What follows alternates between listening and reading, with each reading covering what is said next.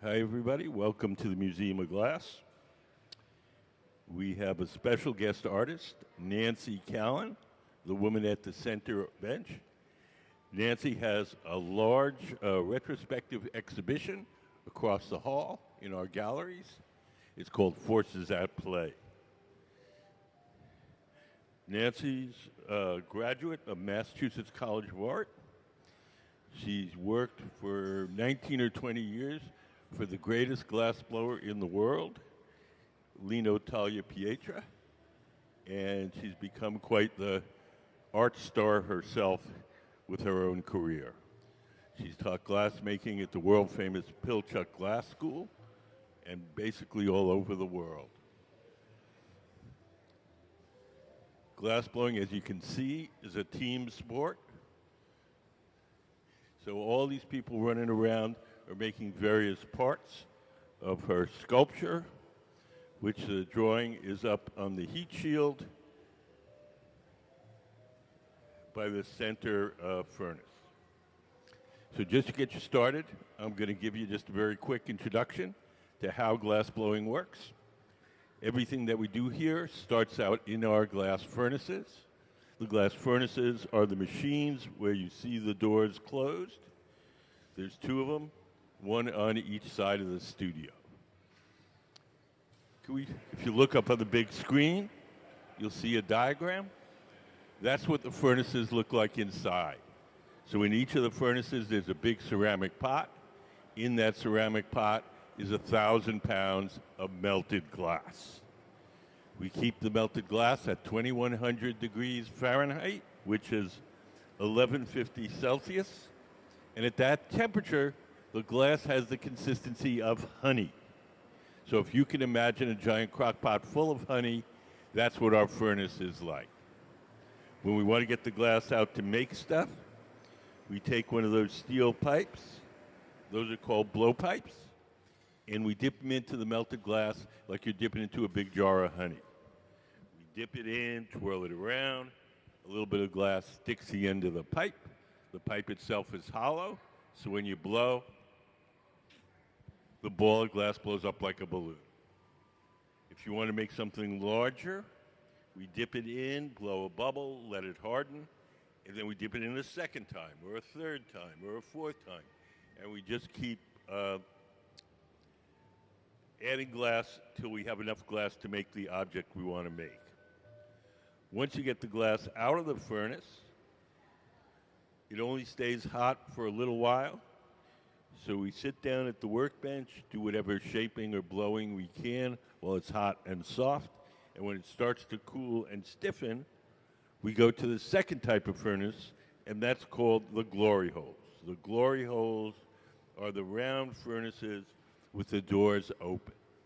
Those have no glass in them.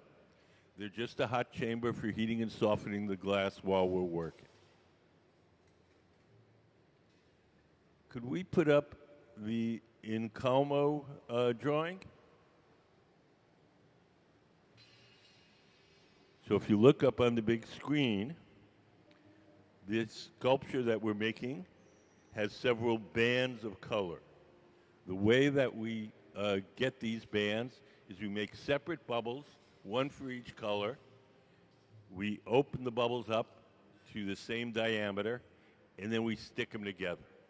Could we put up the multiple Incalmo drawing? The one with it's. So if you look up, I think that's maybe a little bit more illustrative of what we're doing today. So we're going to make each of these bubbles a different color, and we'll open them up to the same diameter, stick them together, and assemble the color pattern. And then Nancy will blow it up to its full size and shape. All glass looks orange when it's hot. So you'll see, like, it'll look like we're making a whole bunch of orange things, but the orange color you'll see while we're working is the glow from the heat, not the color of the glass. You won't see the true colors of the glass till the thing cools off.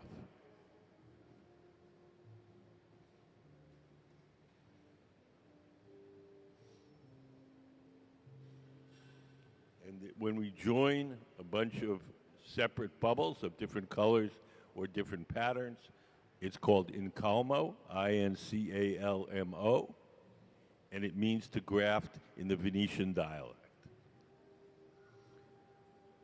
The way that we blow glass here is pretty much the way they blow glass in Venice. Starting in 1979, a number of Venetian masters came to the United States and began working with the young Americans. And since that time, we blow pretty much in the Venetian style. We tend to have a tendency to work in teams. You'll see that one person will blow while the other person shakes it. Could we put up Nancy's artwork up on the big screen?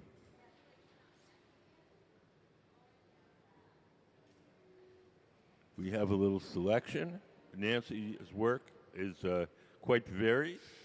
She's very influenced by fashion and colors. You'll get a better idea of that if you walk across the hall and see her fabulous exhibition. Do you guys have any questions? Yeah. So the way that you get colors in glass is when you first cook the glass up from scratch, you add different metals for different colors. If you cook up the raw ingredients of the glass with cobalt, you get blue. Chromium, you get green. Tin, you get white. A little bit of gold, you get a beautiful ruby red. So we don't cook up our own colors. We buy them. We buy them like an artist buys paint: red, yellow, blue, pink, purple. And we have a little video. We'll show you how we apply the colors. Could we play color overlay? The color in glass comes from adding various materials to the mixture of raw ingredients called batch. Most of the colorants are compounds containing some kind of metal. For example, adding cobalt to clear glass creates a deep blue. Tin and antimony can be used to create white glass, and gold chloride can produce a rich red or pink-colored glass. Colored glass is melted in furnaces, just like clear glass, and then is usually rolled into bars for storage and easy application. In order to apply color bar to a bubble, we first need to preheat the color to approximately 950 or 1000 degrees Fahrenheit in a color oven or garage. Once warm, the color is then picked up on the end of a punty rod using a little bit of clear glass as a support. The color is then heated in the 2300 degree glory hole to soften it and make it malleable, while another artist creates a small bubble of clear glass on a blowpipe.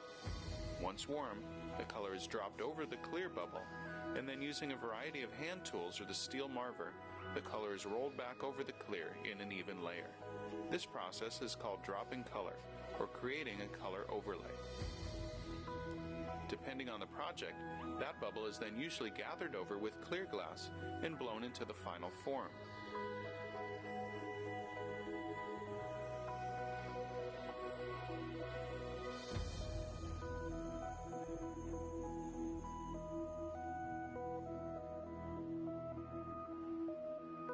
The finished product may appear to be all made from colored glass, but when viewed in cross-section, we can see that there is only a thin layer of color sandwiched between many layers of clear glass.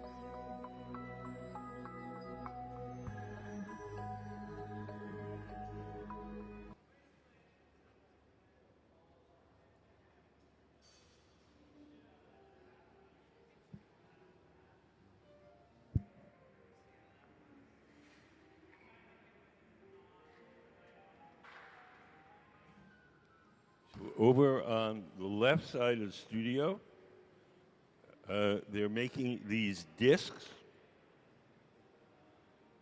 and they're going to use these discs tomorrow to make a different piece that'll have these sort of silver and gold shaped coins. Hold on one second.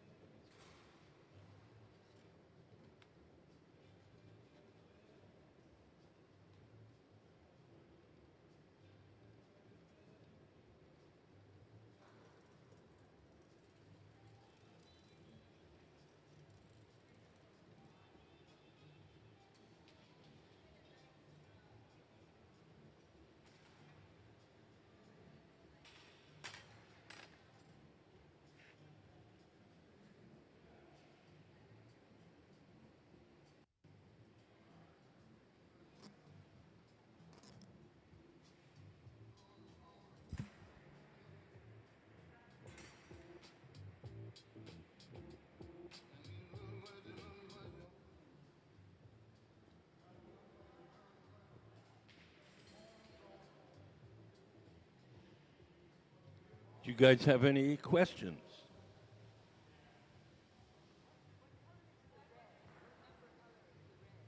What number color?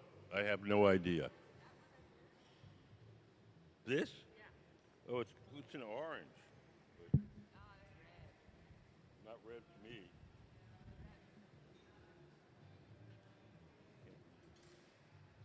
I don't know.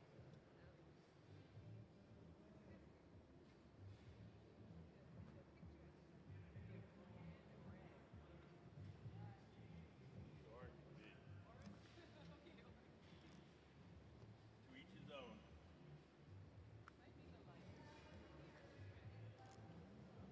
Call it red.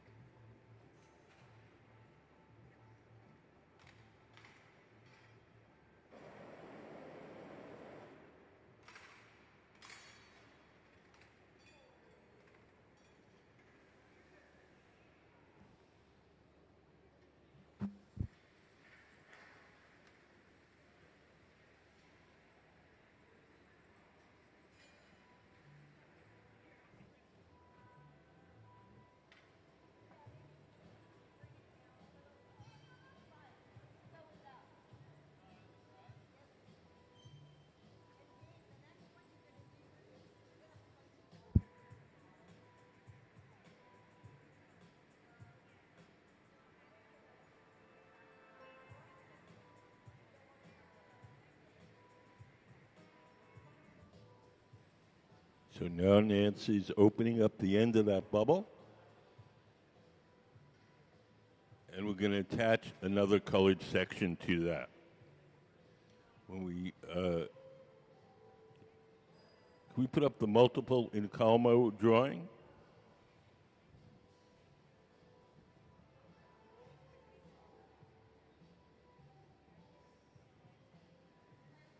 So this is this diagram shows you the way that we're going to assemble the big oval section on the bottom.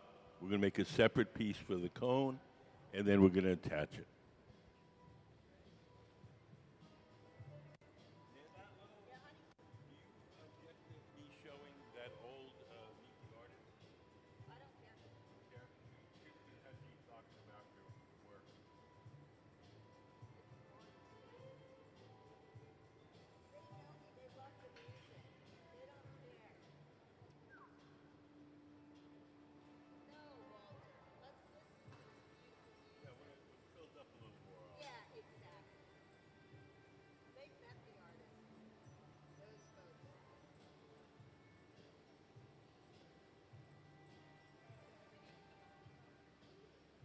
So Nancy is squeezing down the end.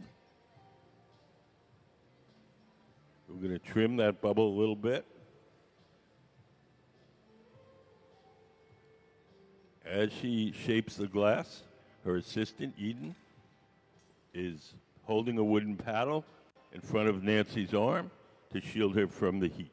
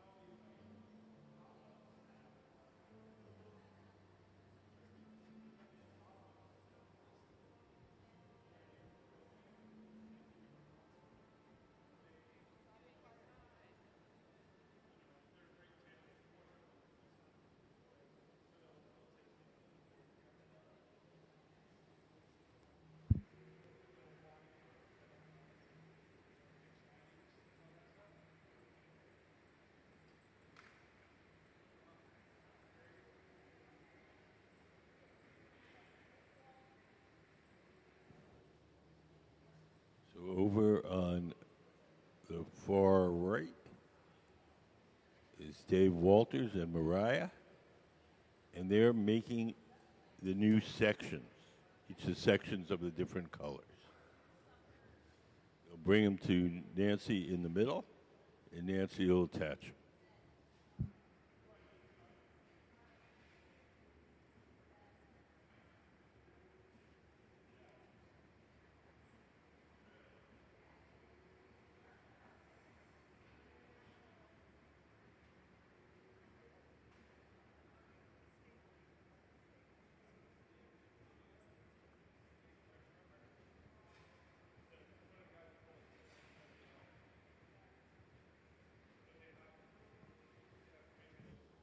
look at the section that's the farthest to the right, near the end, you can see it's glowing orange. That orange glow is the glow from the heat, not the color of the glass.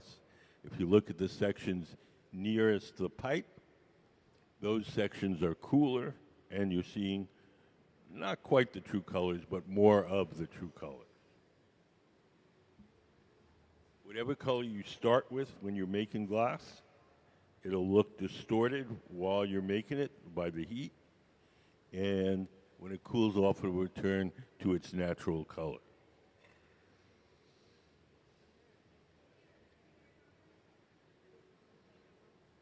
Probably the truest representation of the colors is in Nancy's drawing, which is just to the left of the center furnace, the glory hole. You can see it's attached to the metal wall.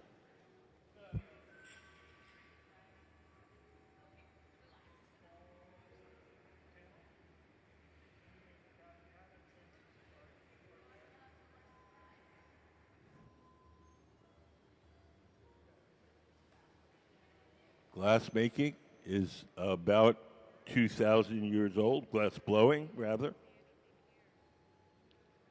For most of that time, it was exclusively a male domain, and Nancy has been very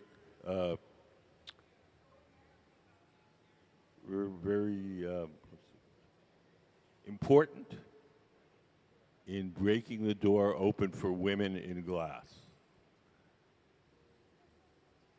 There's probably about, I don't know, 8 or 10 female glass artists who were so good that they couldn't be denied and really have opened the doors for women in glass. And Nancy is certainly one of the most important.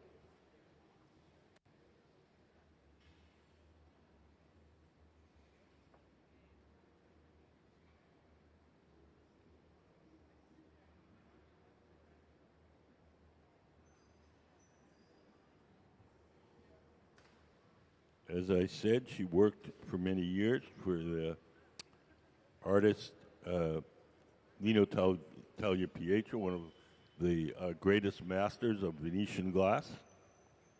And for him to have a woman on his team was a kind of a revolutionary event.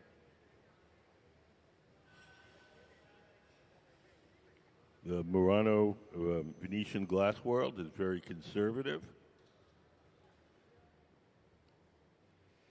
And for a master to have a woman as one of his right-hand assistants was a remarkable change.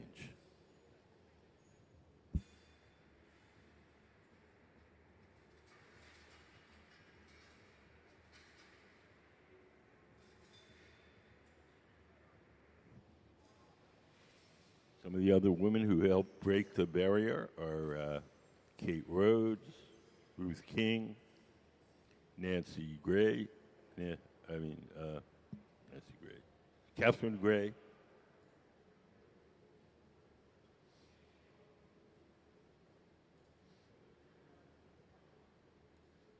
So we're about to join the sections.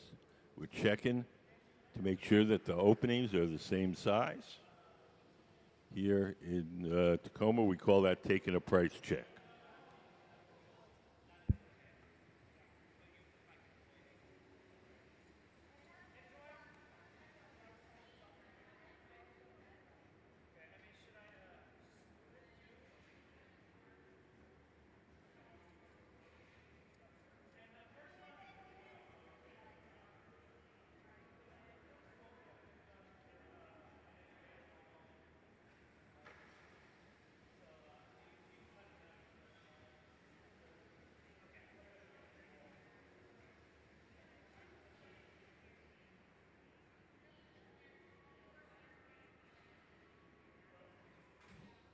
So now approaching her is Tanner.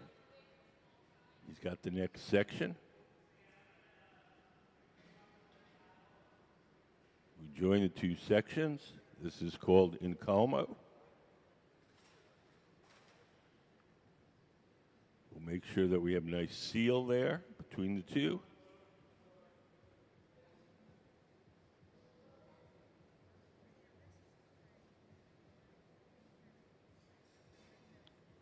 When Nancy feels that that's perfectly sealed, we'll break the glass away from Tanner's pipe.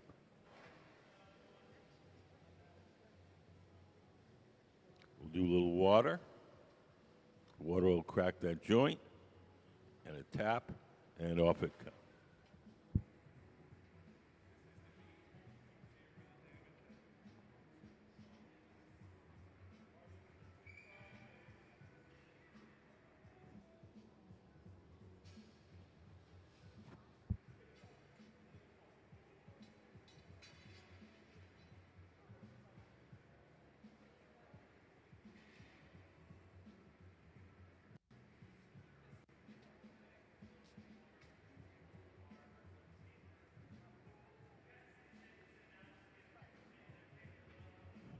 Does anybody have any questions?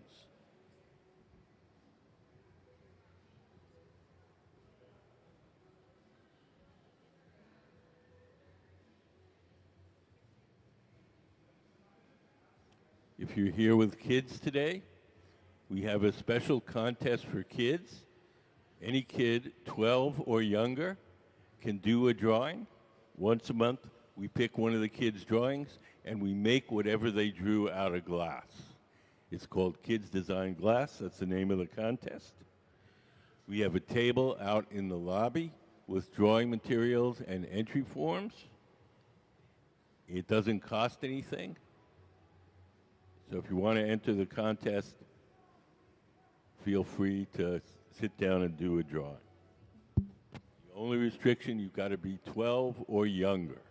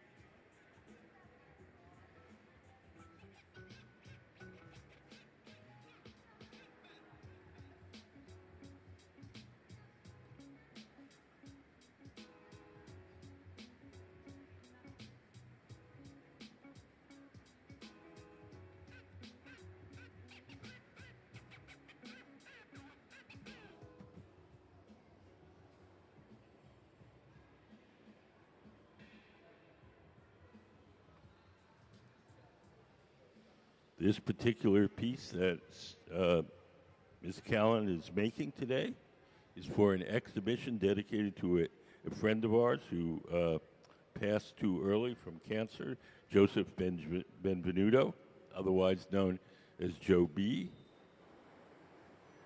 And a number of her artist friends are making pieces for this exhibition.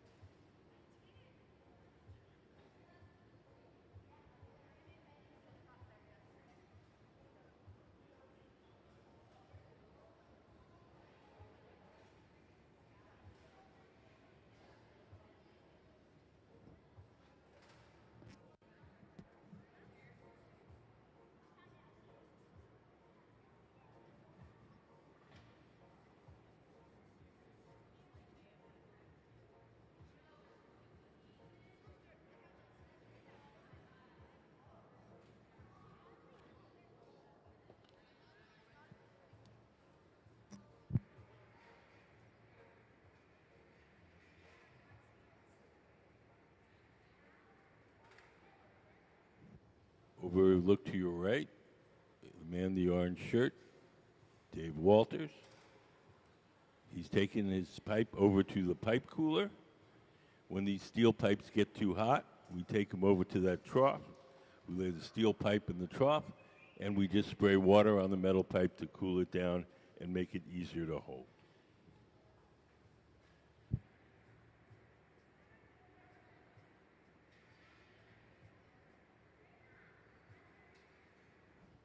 So Dave and Mariah, the woman standing behind Dave, are making the various sections that we're joining together of different colors for Miss Callan's sculpture.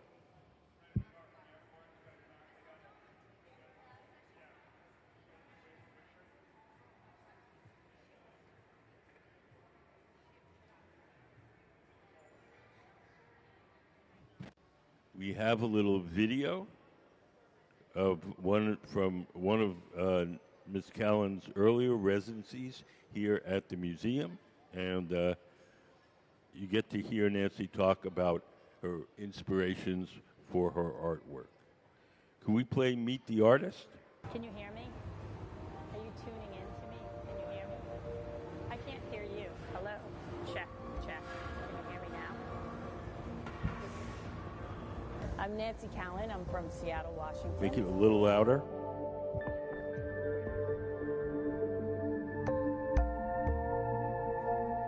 My focus as an artist is to create sculptural forms that are fun, playful, elegant,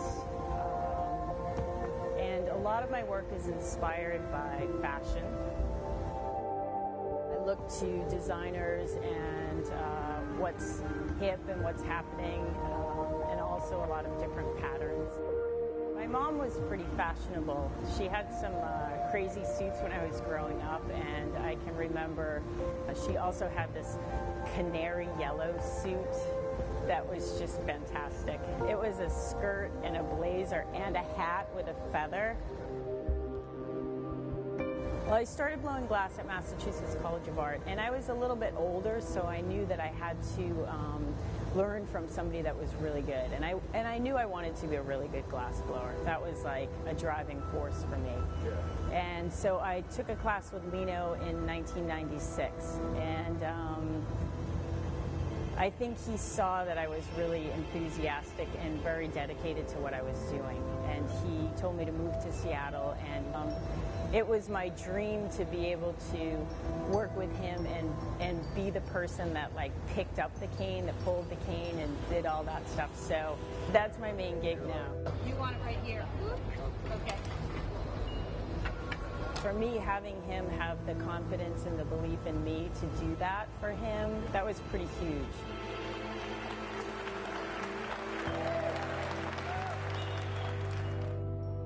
I'm working on a few different series here at the Museum of Glass in my residency, and I'm really excited to be here, of course. It's such a great opportunity to just have a little bit more freedom and explore new ideas.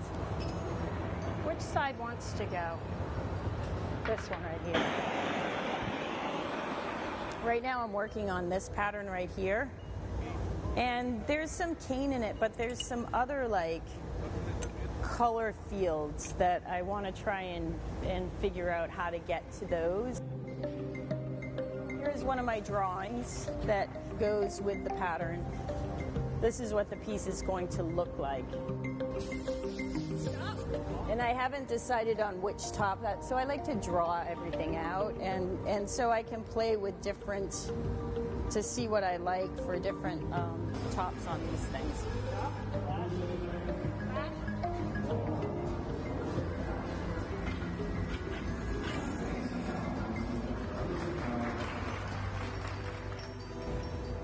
I'm also working on another series that I started maybe a year ago.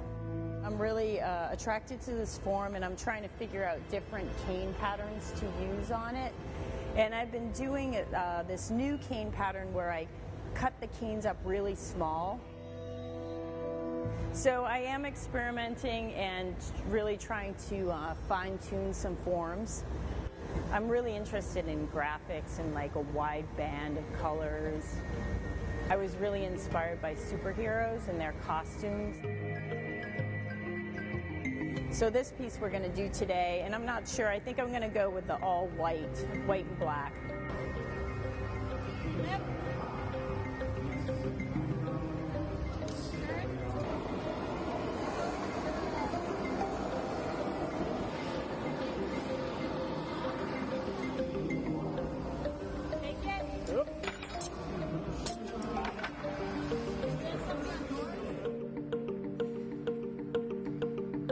There's so many more things to like figure out and explore that I haven't even come up with yet.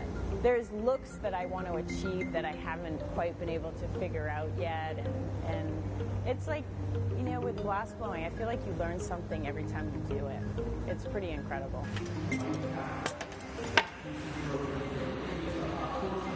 Okay.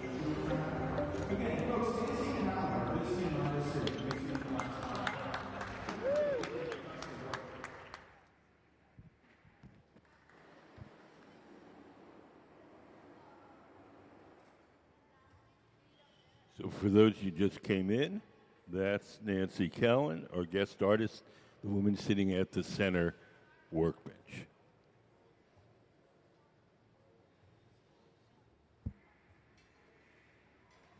Anybody have any questions?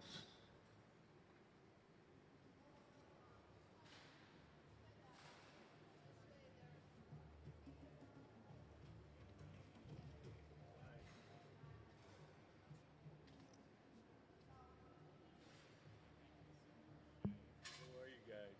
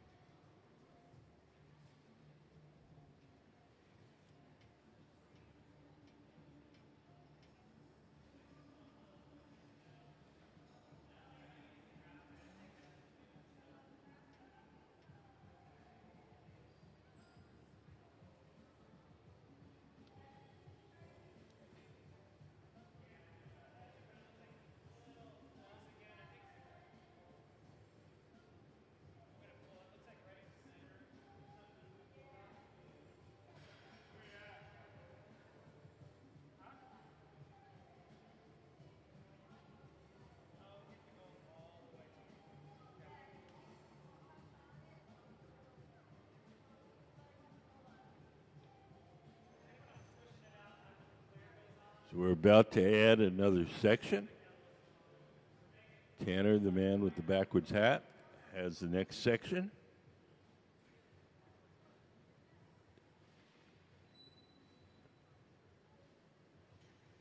We press these two pieces together. The two pieces will fuse.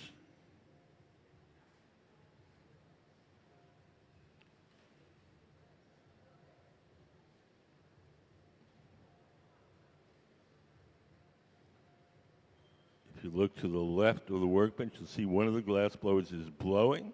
We want to make sure we have a nice airtight seam. When Nancy feels that it's joined and the seam is good, we'll break away Tanner's pipe. Tanner's the man with the backwards baseball cap. Just a little bit of water and a sharp tap will release Tanner's pipe.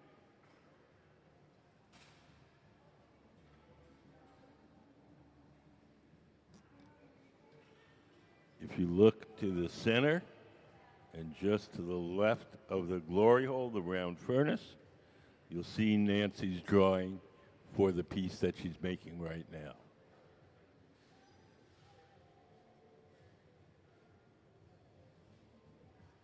Can we try and get a camera on that drawing?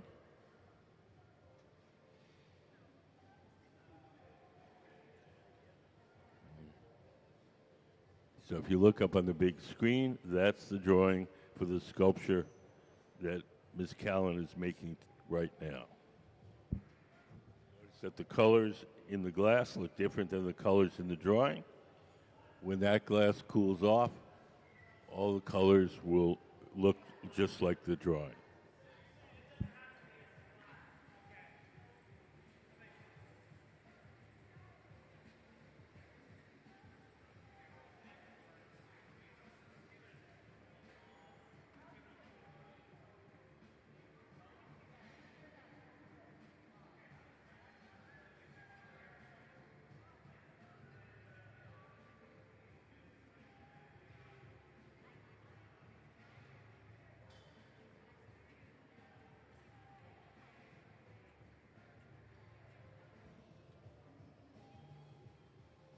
Over to the right, you see Dave Walters in the orange shirt.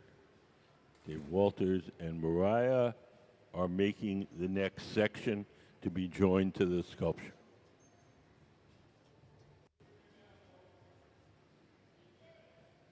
Hi, how are you guys? You guys have any questions?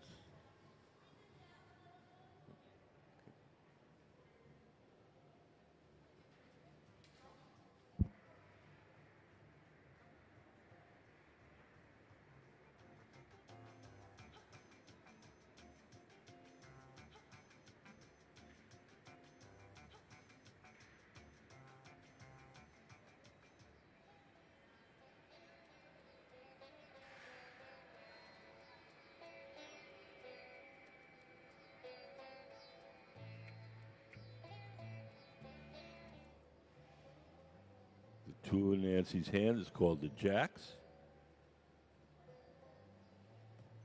Just going to squeeze the end of that. And we're going to cut off a little bit of that.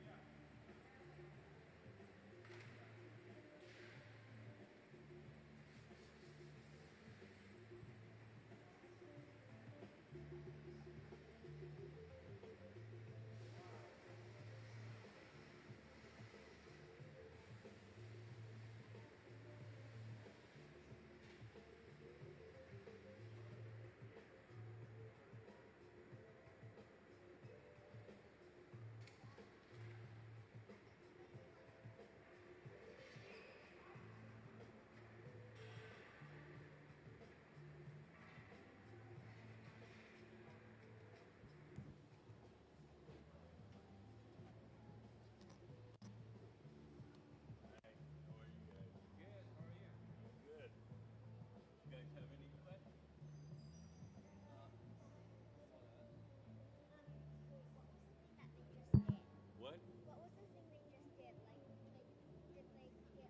They're joining the pieces together. You see the drawing?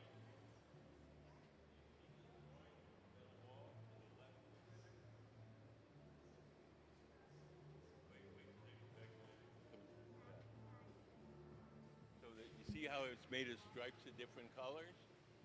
So we're making different bubbles of different colored glass and joining them together to make the stripes. Can we put up the Encalmo, the multiple Encalmo drawing? You should look up on the big screen. You see how we're joining the different sections together of the different colors. Does that make sense to you? So we make separate pieces, each with a different color, and we're sticking them together.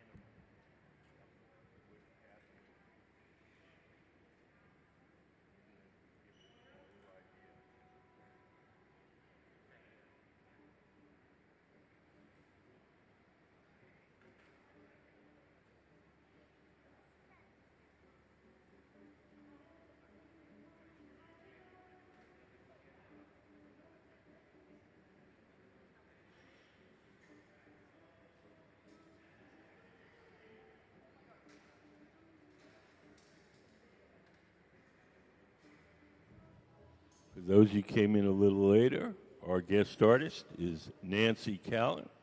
Nancy is the woman sitting at the center workbench. She's been working in glass for at least 30 years. She's a super talented glass blower. And we have a large, beautiful exhibition of her work called Forces at Play, and that's across the lobby in our exhibition hall.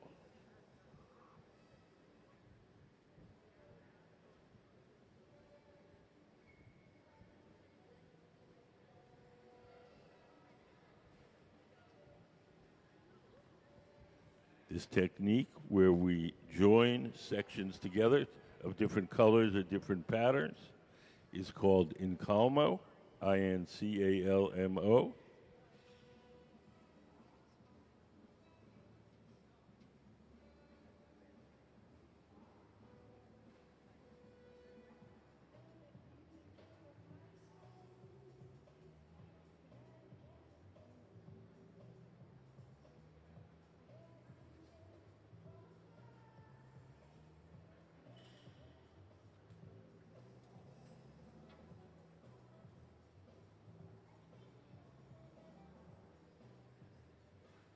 So we just joined the next section. Is that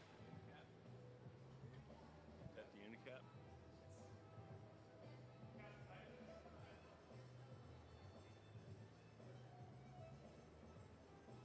So this should be the last section that we're adding.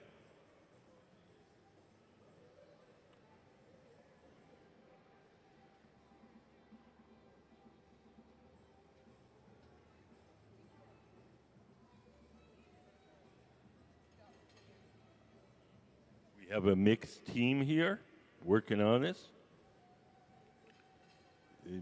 We have glass blowers from the Museum of Glass Hot Shop team, plus Nancy brought 3 of her own people, Tanner Weiss, Mariah, and Dave Walters. The rest of the folks on the floor are resident Museum of Glass glass blowing team. Gabe Feenan, Ben Cobb, Eden Gibbons, and Alex.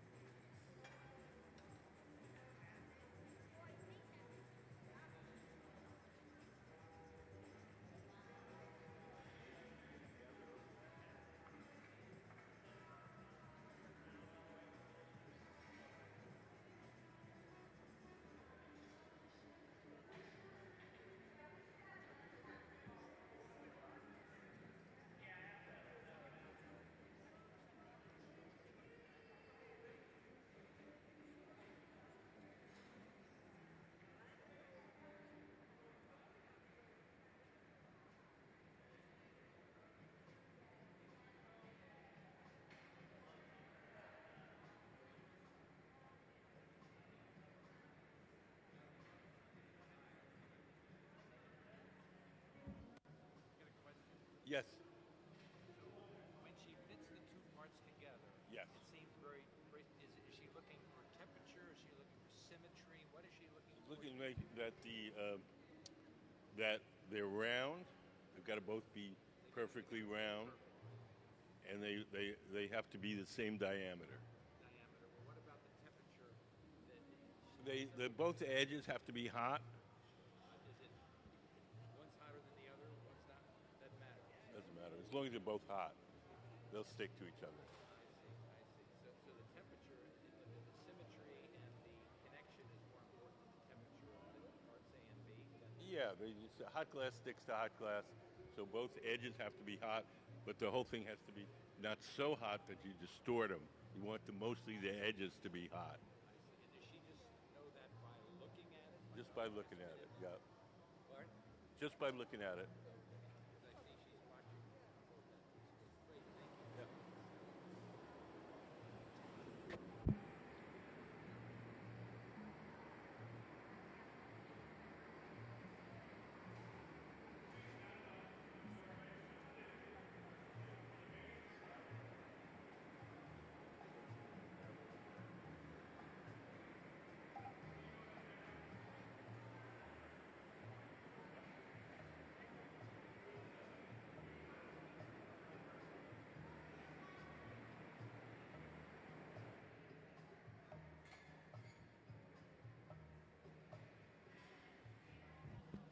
So now we've assembled all the sections of the different colors. We're going to dip this bubble with the multicolored sections into our furnace. We're going to coat it with one more layer of clear glass, and then we're going to start to blow it up to its full size and shape. There's two main sections, as you can see in the drawing. There's the round, kind of oval section, and then there's a cone. The cone is already made. It's sitting in that silver oven with the curved side. That's called the garage. We call it the garage because that's where we park stuff until we're ready to use it. The garage operates at half the temperature of the furnaces. It's hot enough to keep the glass from breaking, but it's not hot enough to make the glass soft. So whatever goes in the garage stays warm, retains its shape, and when we're ready to use it, we'll pull it out and heat it up a little extra.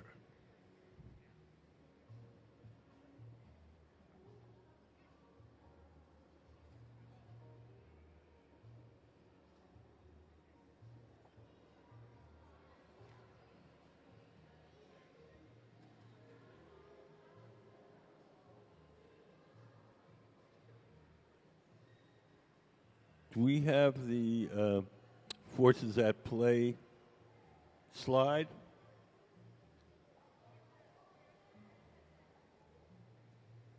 Can we put up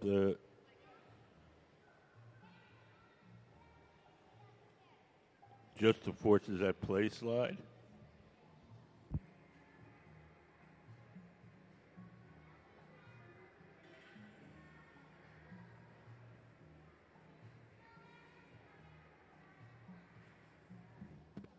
So don't miss Nancy's exhibition, Forces at Play.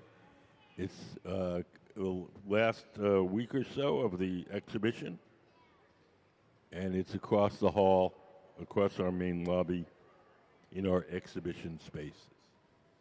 So it's kind of a retrospective exhibition, so it has her work across various works of her artwork from various times in her career.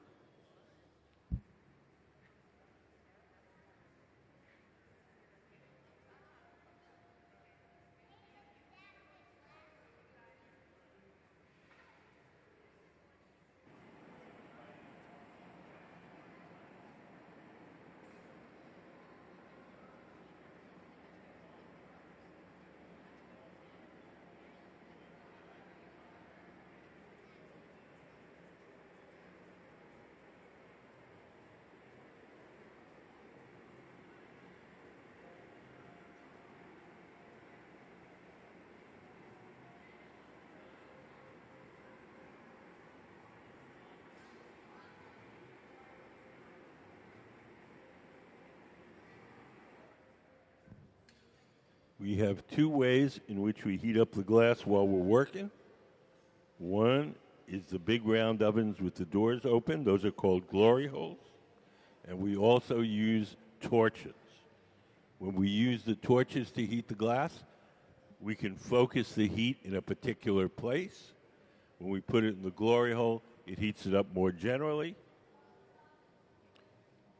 So every once in a while, you'll see her grab one of the torches and heat up just the part she wants to be extra hot.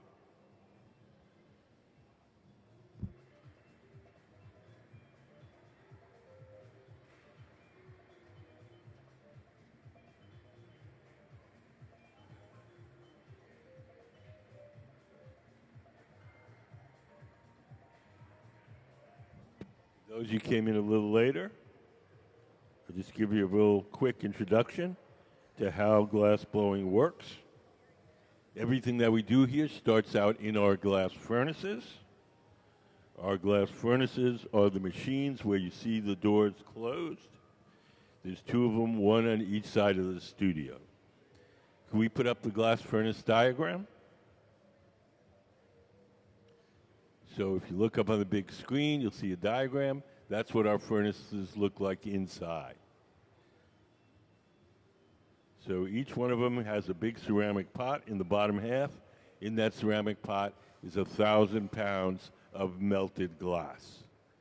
We keep the melted glass at 2,100 degrees Fahrenheit, which is 1150 Celsius.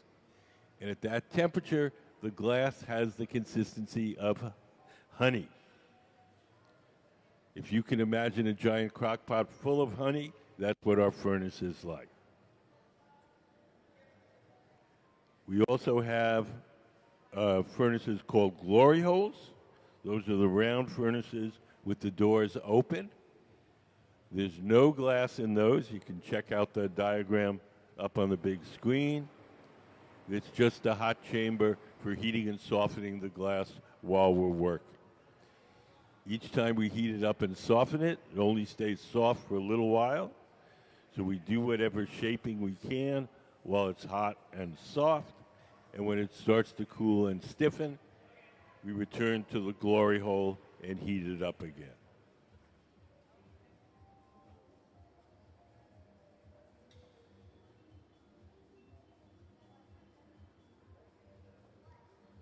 Thank you, Chris.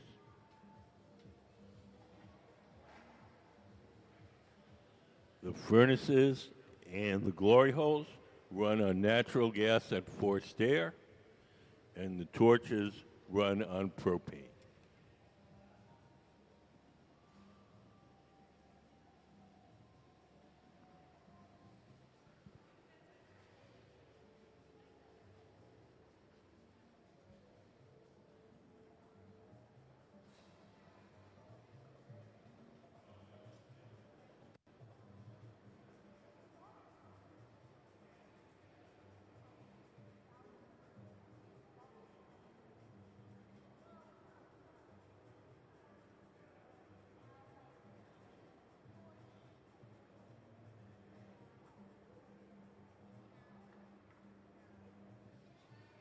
Now we're taking the pipe over to our pipe cooler.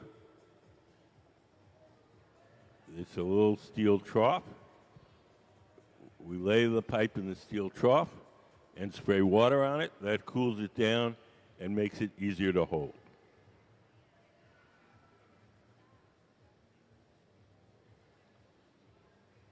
So we're going to dip this once more into the furnace and coat it with a layer of clear glass from our big furnace.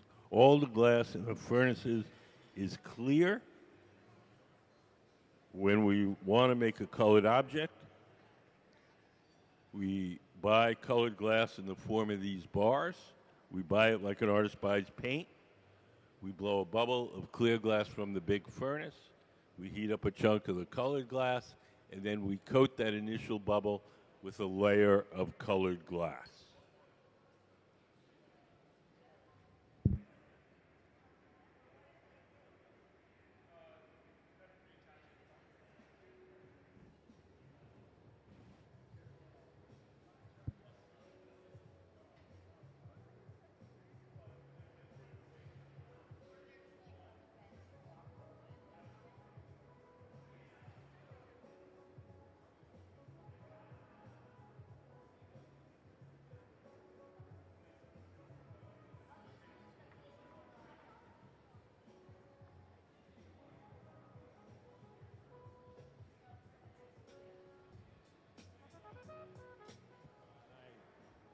How are you guys? Yeah, not too bad. How you doing? Good, good. You guys have any questions? Tell me, like, what's a question I should ask? Oh, I don't know. How do you get the colors in glass? There we go. Colors in glass come mostly from metal dissolved in the glass when you first cook it up from scratch. Cobalt makes it blue, chromium makes it green, tin makes it white, a little bit of gold makes it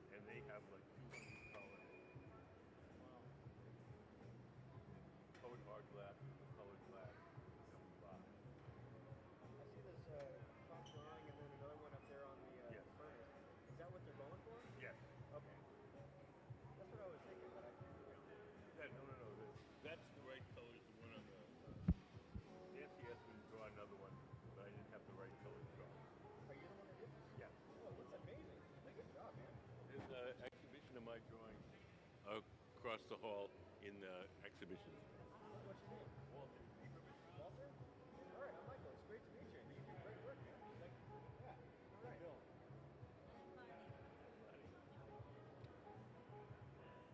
Did you do any glass blowing? I was glass blower for about 10 years. Oh, were you? Okay. Not anymore. We've gone to a little glass shop down in Cosmopolis.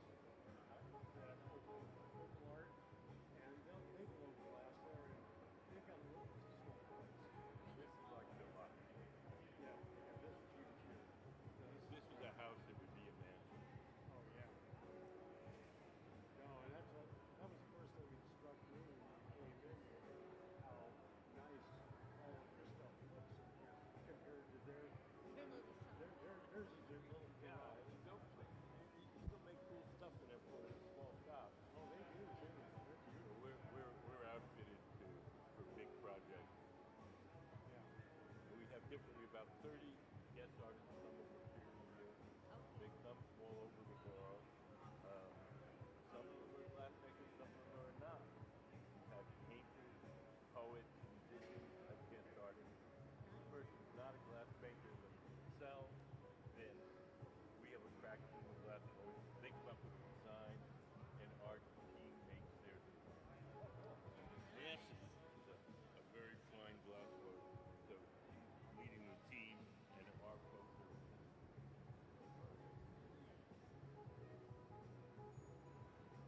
How long you been doing this work? Drawing? I've been drawing all my life. Doing stuff here at the museum. About 15 years. Okay. All right.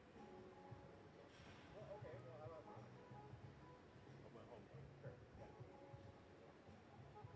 So right now they're letting that bubble cool and stiffen a bit.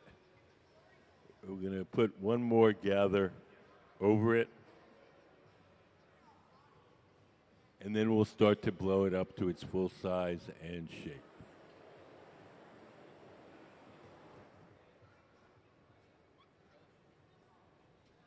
There'll be two parts to this sculpture.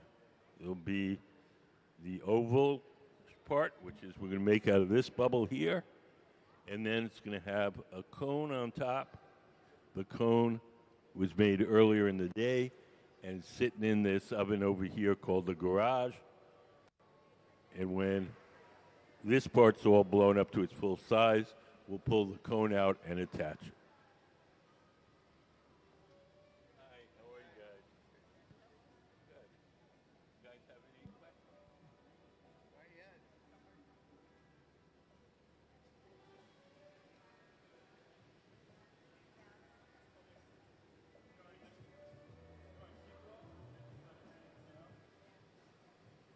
So each time we dip our bubble into the big tank of molten glass to coat it, it's called taking a gather, Gather.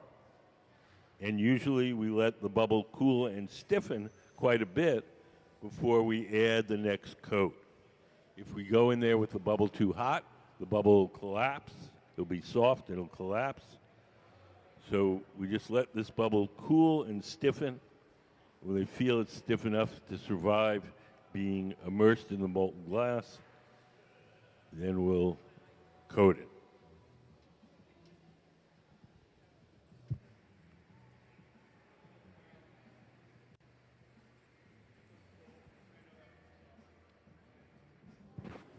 The guest artist, glassblowing is a team sport.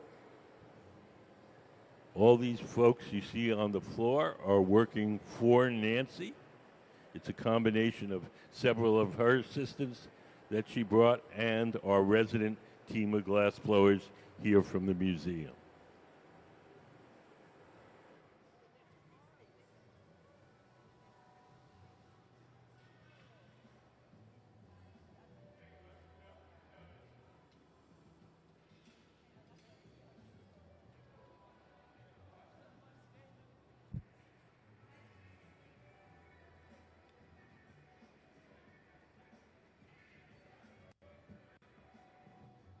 Now we're going over to the furnace.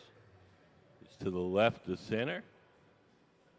Dip our bubble into the big tank of molten glass, twirl it around and coat it, and it's going to come out with a fresh layer of hot, clear molten glass. The glass will be super hot. It's going to appear orange.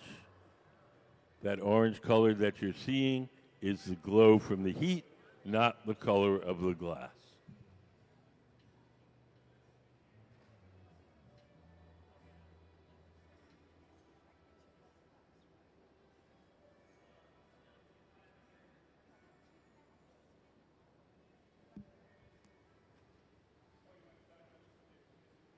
Nancy's taking a tool called the block. It's made out of wood. It's stored in a bucket of water. As long as the wood is wet, the tool doesn't burn, and it doesn't leave any marks as she shapes the glass. Her assistants are holding a wooden paddle in front of her arm to shield her from the heat.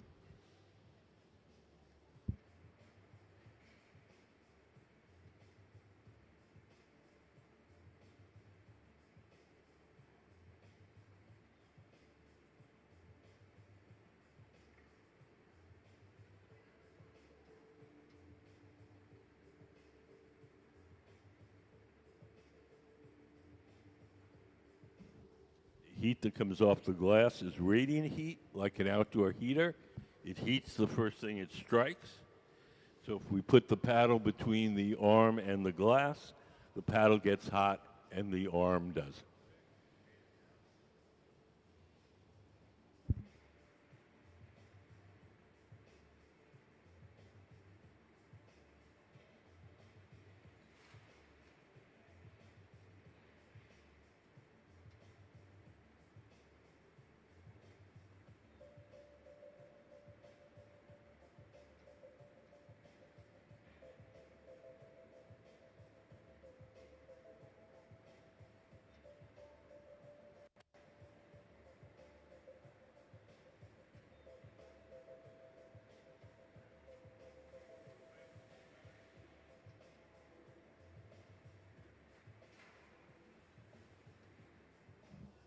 So now we have all the glass we need to make the oval part of the sculpture.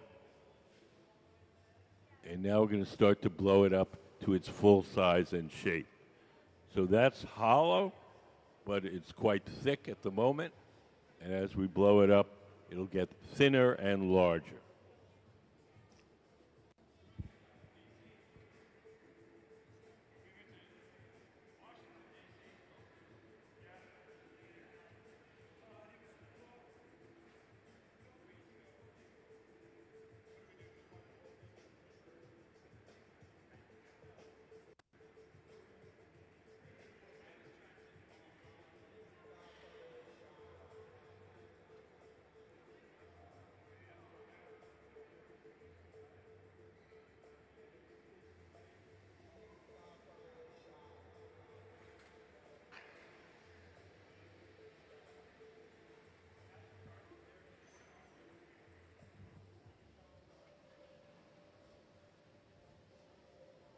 We have a large retrospective exhibition of Nancy Callan's work across the hall in our exhibition spaces.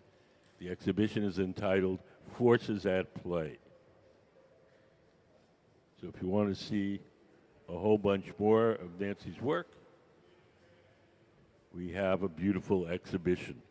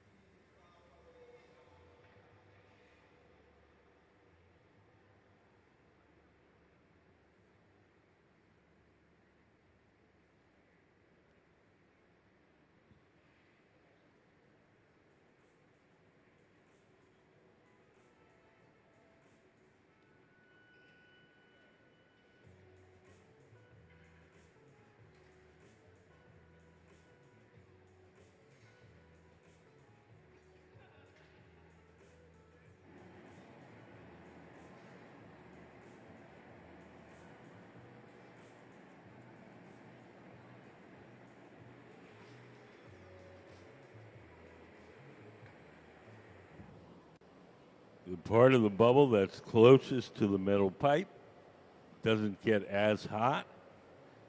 So Nancy's adding some heat using that torch. It's a propane torch. We call it the fluffy torch because of the characteristic of the flames. Kind of mundane question, but question. How much propane do you guys go through? I have no idea. Seems like you go through a lot. Only the torches are propane. The furnaces are all natural gas. Yeah. Just curious. I don't know the answer. Seems like it would be a pretty large volume of. Well, I mean, the large volume is the natural gas that runs the furnace, not the torches. Torches are only on periodically.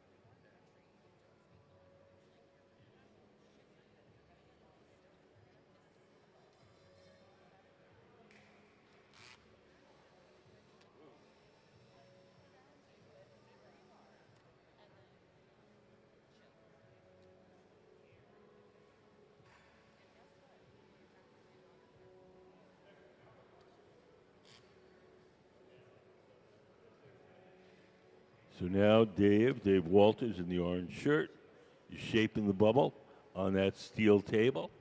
The steel table is called the Marver, Marver. When we shape it on the Marver, it does two things. Obviously, it shapes the glass, but it also cools the glass down. So the parts that are rolled against the steel table will be cooler, and when we blow into that, those parts will expand less. The parts that don't touch the table will stay hotter, and those will expand more.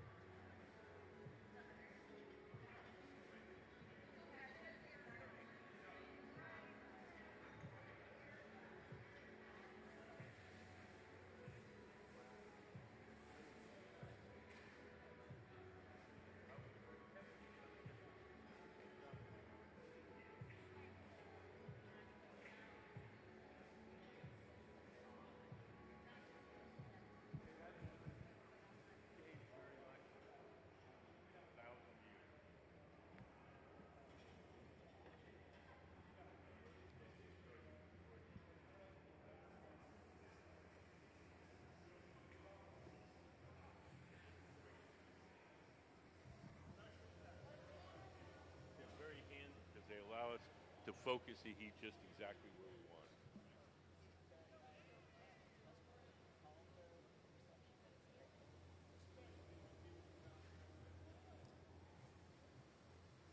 So if you look to the left of the center workbench, you see one of the glass blowers is seated on a little rolling chair.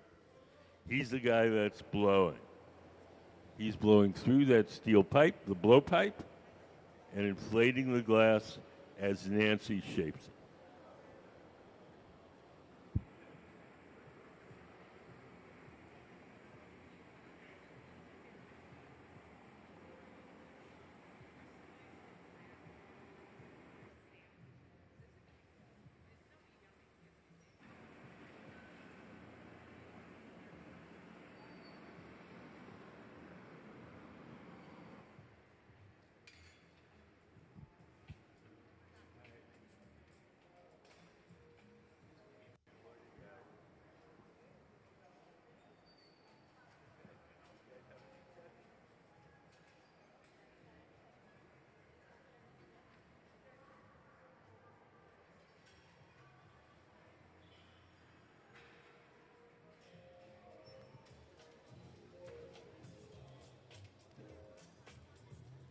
So now Nancy's got a tool in her hand called the jacks, and she's squeezing the glass and making a sharp crease in it. That sharp crease is the place where we'll be able to break the glass away from the metal pipe once we're done shaping. So she squeezes with the jacks as her assistants turn the pipe, and we'll make a nice sharp notch. That'll be a weak point, and when the thing is fully blown up to its full size and shape, we'll break the glass right at that notch.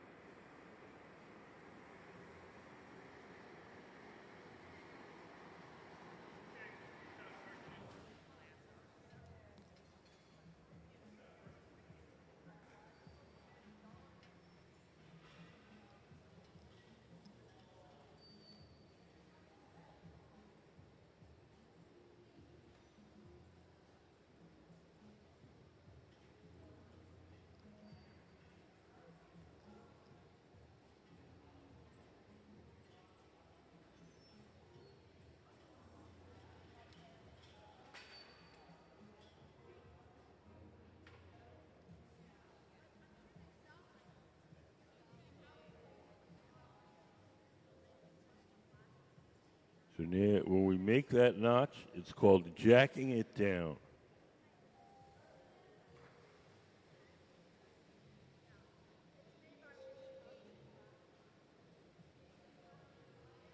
So Tanner, seated to the left of the workbench, is blowing and inflating the piece as Nancy shapes it.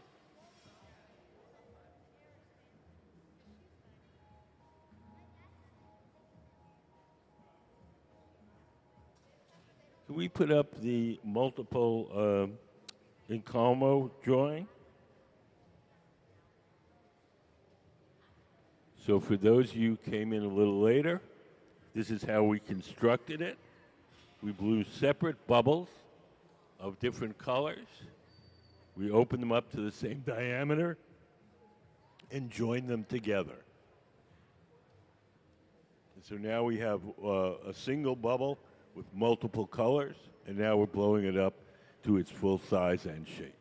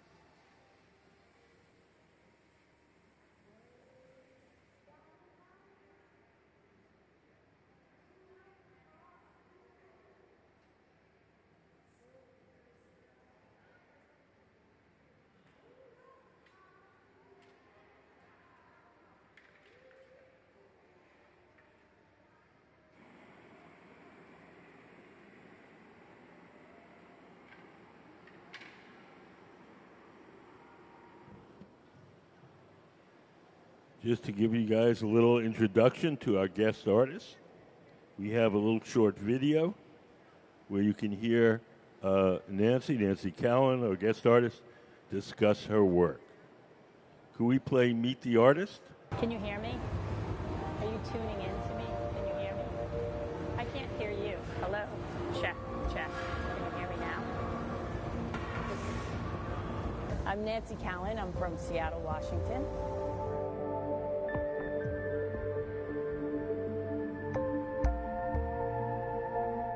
My focus as an artist is to create sculptural forms that are fun, playful, elegant, lot of my work is inspired by fashion. I look to designers and what's hip and what's happening, and also a lot of different patterns. My mom was pretty fashionable. She had some crazy suits when I was growing up, and I can remember she also had this canary yellow suit that was just fantastic. It was a skirt and a blazer and a hat with a feather. Well, I started blowing glass at Massachusetts College of Art, and I was a little bit older, so I knew that I had to learn from somebody that was really good. And I knew I wanted to be a really good glass blower. That was like a driving force for me. Yeah. And so I took a class with Lino in 1996, and I think he saw that I was really enthusiastic and very dedicated to what I was doing. And he told me to move to Seattle, and it was my dream to be able to work with him and be the person that like picked up the cane, that pulled the cane and did all that stuff. So that's my main gig now. You want it right here. Okay. For me, having him have the confidence and the belief in me to do that for him, that was pretty huge.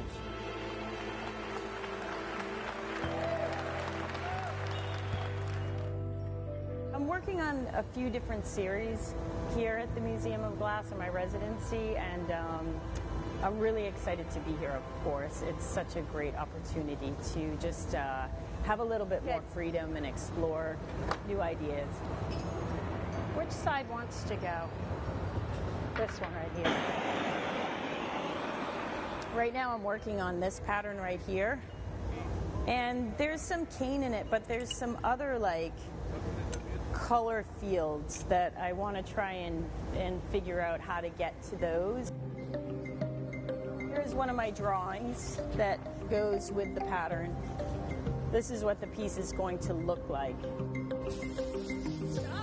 And I haven't decided on which top so I like to draw everything out, and so I can play with different, to see what I like for different tops on these things.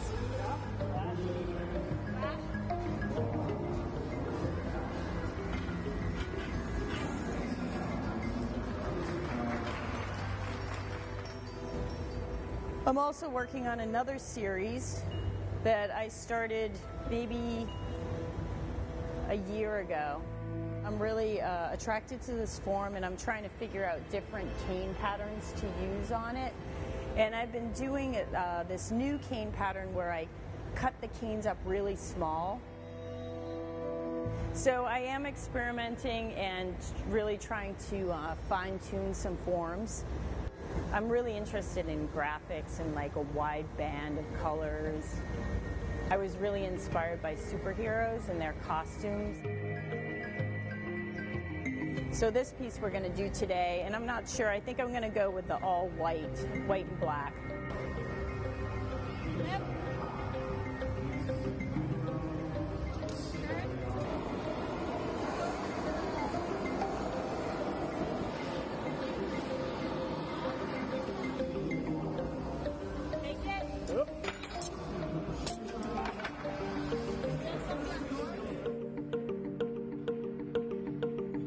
There's so many more things to like figure out and explore that I haven't even come up with yet. There's looks that I want to achieve that I haven't quite been able to figure out yet, and it's like, you know, with glass blowing, I feel like you learn something every time you do it. It's pretty incredible.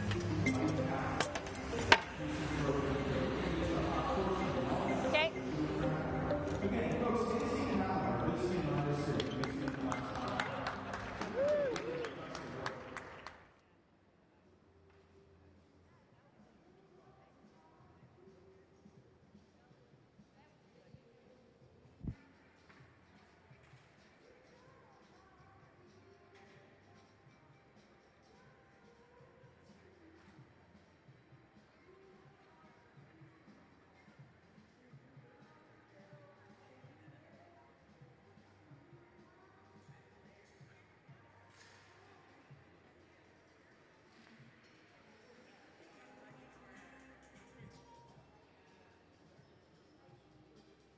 Now we're going to drill a hole in the base.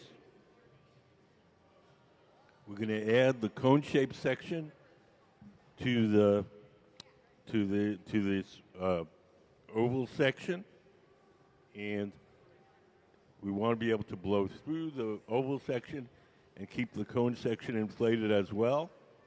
So we're going to drill a hole so the air can go through. The drill is an ordinary electric drill. The bit is a sharpened rod of tungsten. We heat up the tip of the tungsten rod till it's glowing, and we can drill right into the hot glass.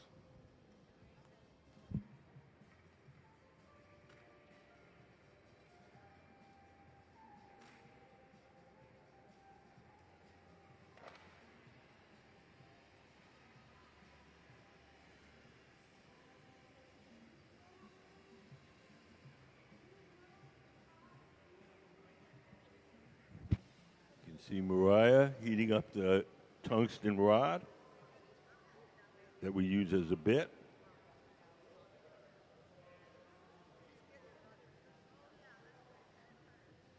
Nancy's going to mark where she wants the hole with chalk.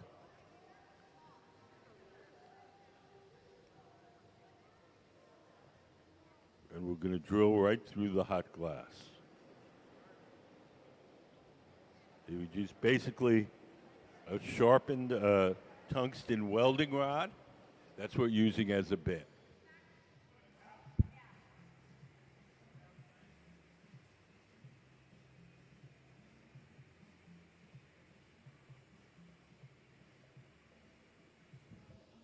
Torch with a small concentrated flame is a propane and oxygen torch.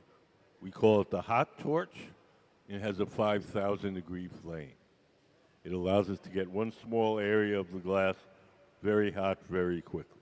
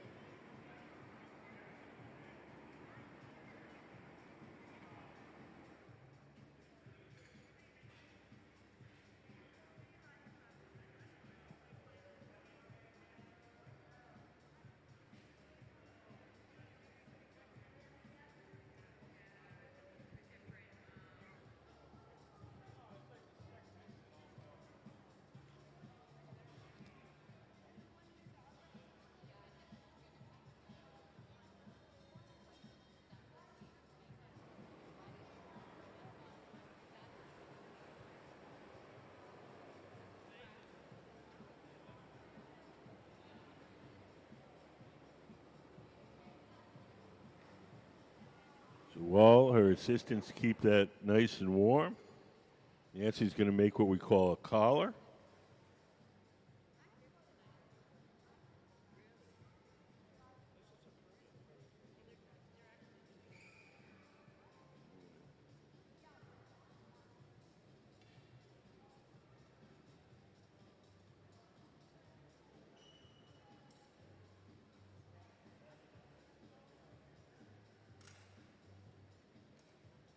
We'll transfer the bubble from the rods on now to a second blowpipe, and we'll hold it from the bottom. We'll stick that blowpipe over the hole that we just drilled.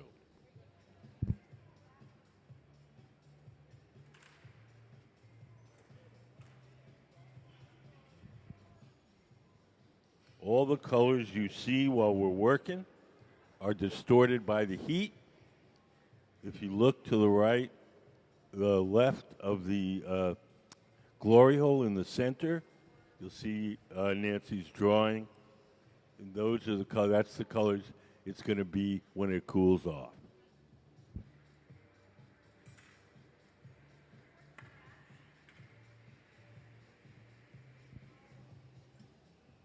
Anybody have any questions?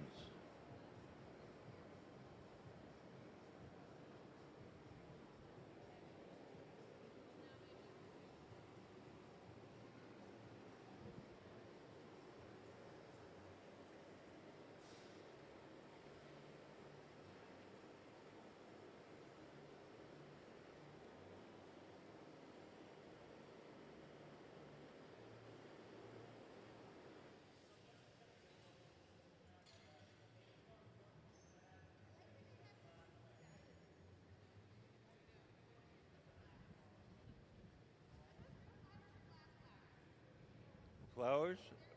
They're real flowers.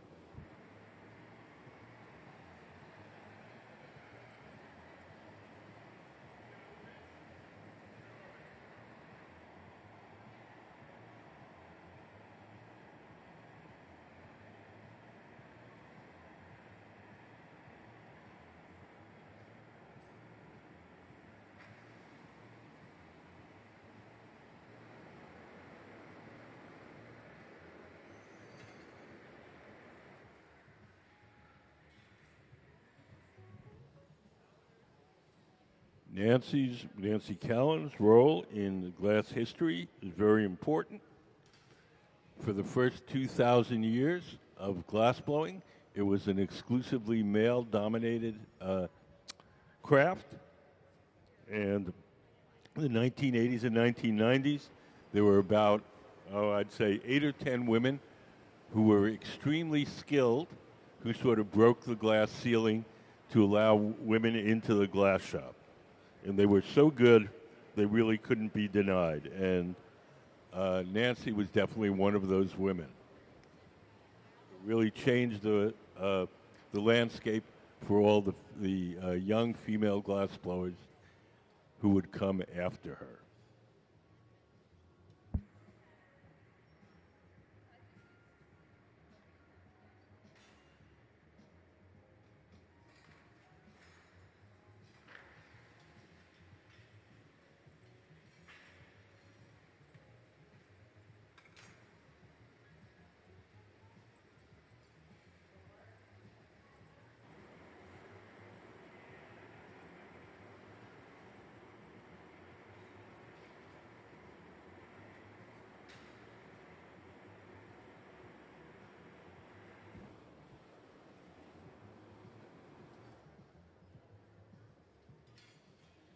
Over on the far right,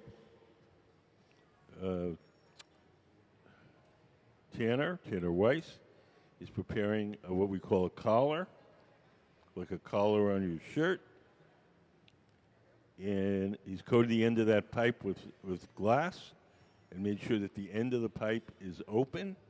And we're going to stick it on. We're going to transfer the glass from the rod it's on now to the collar that Tanner has created. So we'll stick the two together. Remember, we drilled a hole so we can blow through Tanner's pipe into that form.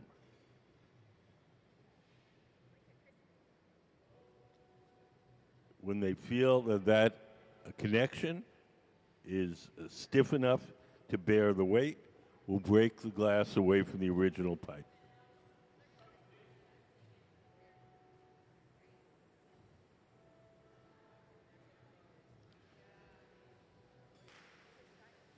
You can see them wiggling it. They're trying to determine how stiff that connection is. And when they feel it's stiff enough, we'll break the glass away from the original pipe.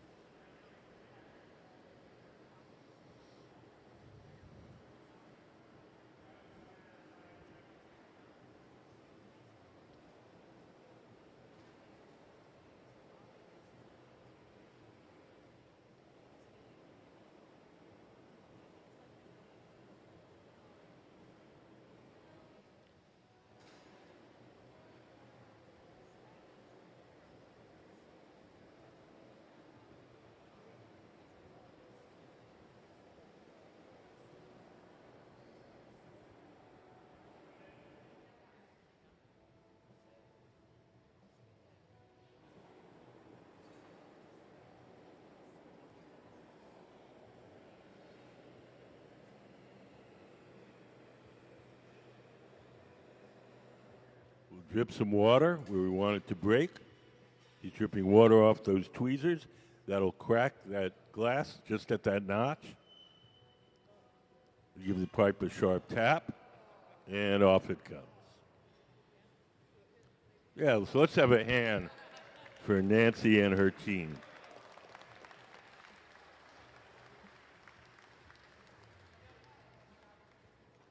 So now it's held from the bottom. The top is exposed. The top can now be heated and shaped.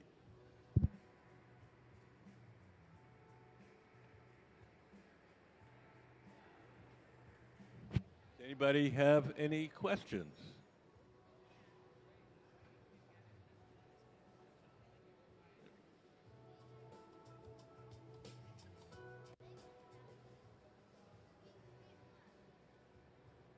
Yes. You guys have a question? Oh, just wave and say hello. Hi. Do you guys know about the contest for kids? Any kid that comes to museum, 12 or younger, can do a drawing. Once a month, we pick one of the drawings and we make whatever you drew out of glass. We make 2 copies, one for you to keep and one for the museum collection. It's free to enter. There's a table out in the lobby with drawing materials and entry forms. And if you don't feel totally inspired right now, you can grab one of the entry forms, do the drawing at home, and mail it in. Yep, it doesn't cost anything. And if you win, we call you up, you bring the whole family down, and we'll make them right in front of you. We'll make 2 of them, 2 of the same, whatever you drew. One you get to keep, and one that stays here at the museum. Yeah.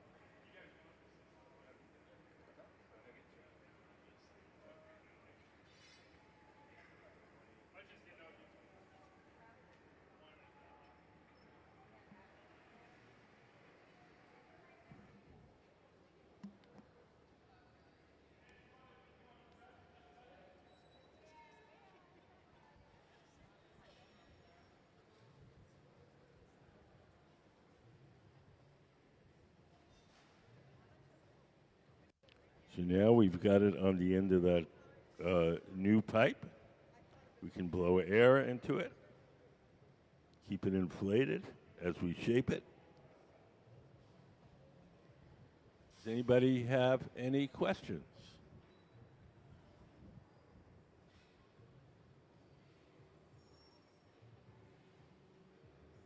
Yeah. How long will it take to complete this piece beginning to end, roughly? Oh, When did you guys start? we started about 9. This one was 12. So I'm guessing You told us you 3 and a half, stopped 4 for lunch at hours. 1. Yes, we'll be done by 1. Okay, all right. And then does the cone just go on at the very absolute end? What? Does the little cone piece go on at the very end? Yes. The cone is sitting in that oven over there, waiting its turn.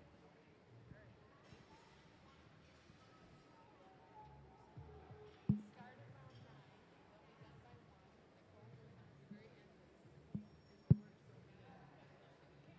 so big. No. And maybe come back. And we'll see. We'll watch them finish it off. Okay, all right. We're coming back.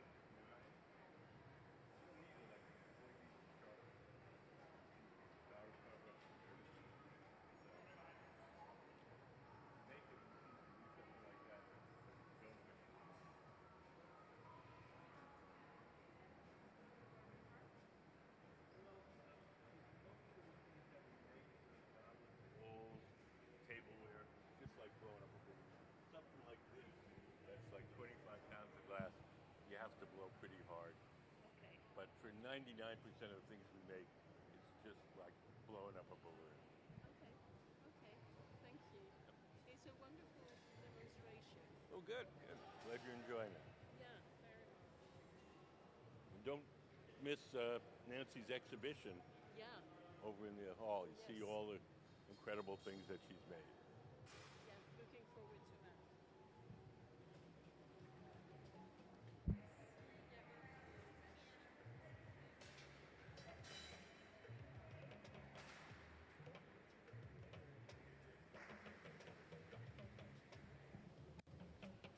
We heat the glass up in the glory hole, the round oven with the doors open. We can control to a certain extent how much of the glass gets hot by how far we stick it into that oven. So right now we want to concentrate the heat at the very top, so we're not going very far in. And you'll see the top of that bubble will be glowing, the back end of the bubble won't be. So the top end will be much hotter and softer than the back end. Take the label off of this.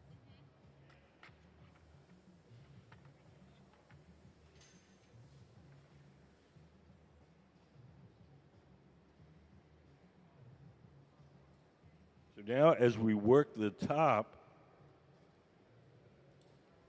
we have to periodically make sure that the connection between the metal pipe and the glass itself stays warm. So periodically you'll see them take a torch and just warm up the connection. If we don't do that, the connection will get too cold and the glass will crack.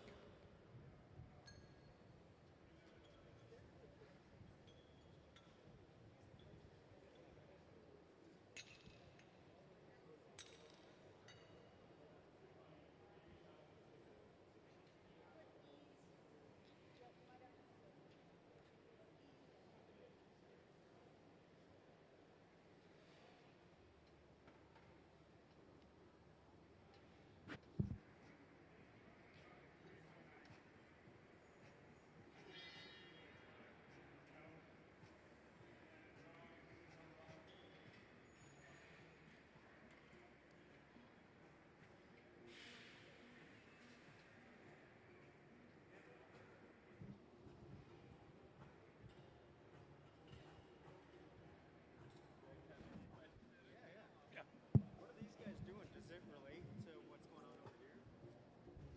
These guys over here? Yeah. No, they're making these,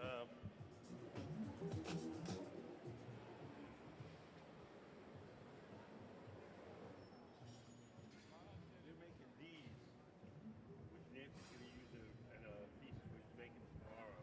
Okay. That's going to have these gold, silver circles. Wow. Awesome.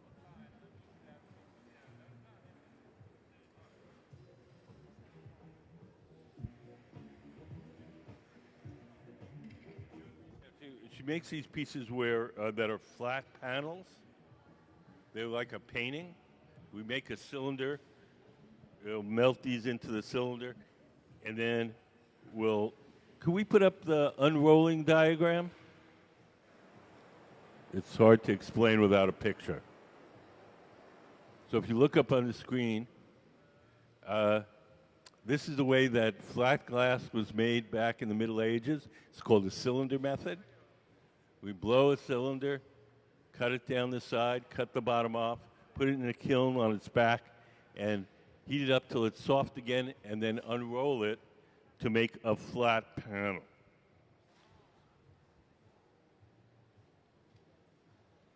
So when you go into the exhibition, you'll see a bunch of them.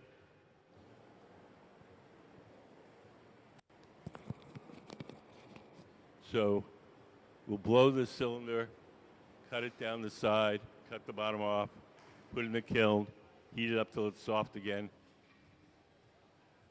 And so that's how they made flat window glass back in the Middle Ages. But Nancy uses it to make these panels that are essentially like paintings. You'll see a bunch of them in the exhibition.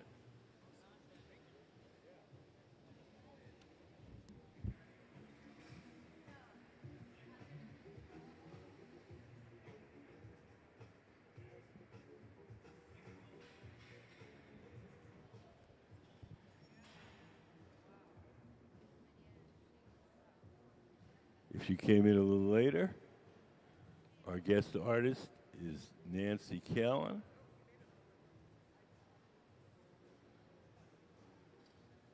Nancy's in the T-shirt with the logo on back, shaping the glass right now.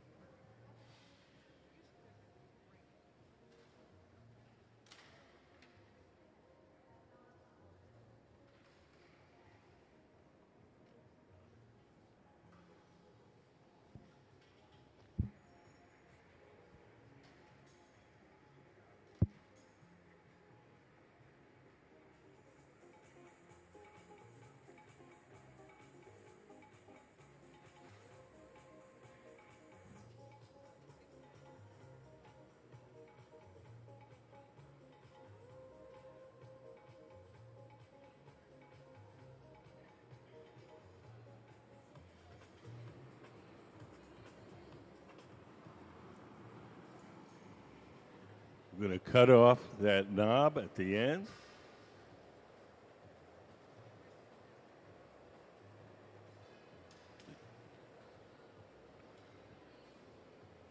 We're going to leave a little nub sticking out of the bottom, and that's what's going to, when the piece is finished, allow it to tilt like in the drawing, because it'll rest on that nub and on the side of the ball.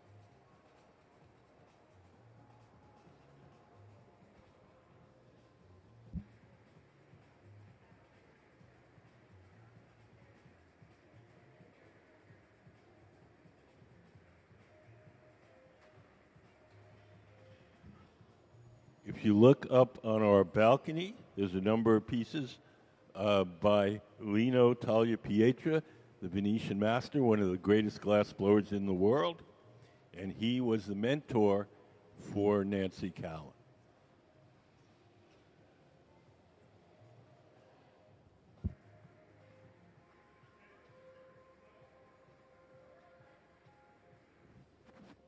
Lino started blowing glass when he was 11, He retired at 88, and he just celebrated his 91st birthday.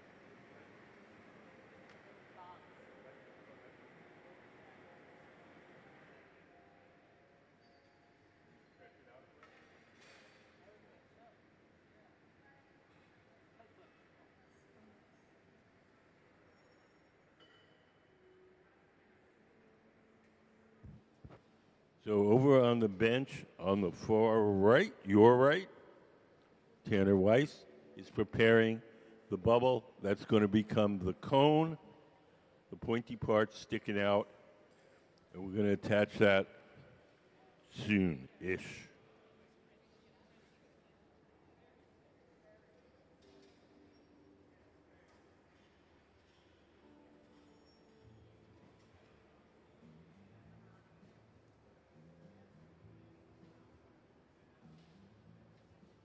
Now the piece that we're working on is a good bit cooler.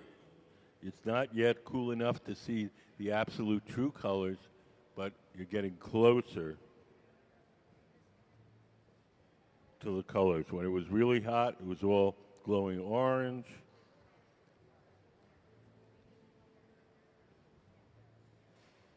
And now you're starting to see the colors, not exactly yet, but closer to their true colors.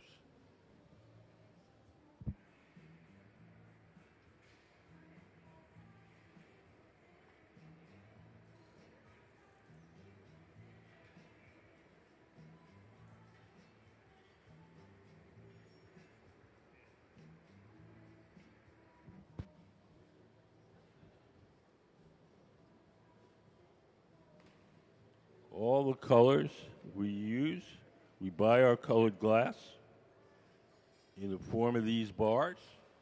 We buy them like an artist buys paint. We blow a bubble of clear glass from the furnace. We heat up a chunk of the colored glass, and then we coat the clear bubble with whatever color we want the object to be. So we made a separate bubble for each of those layers, each of those stripes that you see, and we joined them together. Can we put up the multiple in Calmo drawing? So this is how we put it together. So you made separate bubbles, opened them up to the same diameter, joined them together, made one single bubble with the multiple colored sections. That's what we got there.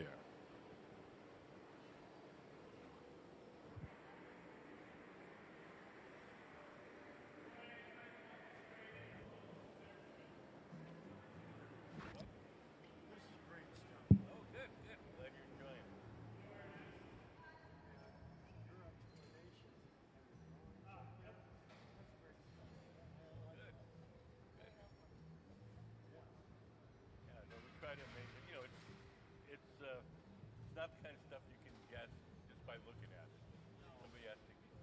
you out. So they're now going to take out these glass. And that's going to be the cone part. It's going to be. You're going to stretch it out, and that'll be the pointy cone part, like you see in that drawing.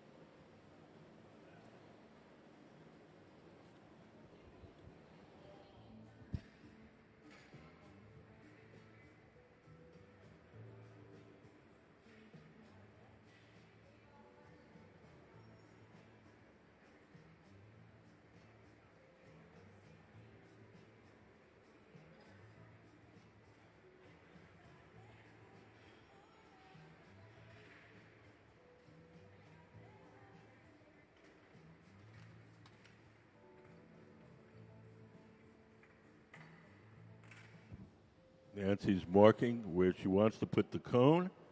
We just use chalk. The chalk won't stick to the glass or leave a mark. It'll just give her, it'll guide her, and we can wipe it off later. Just ordinary chalk.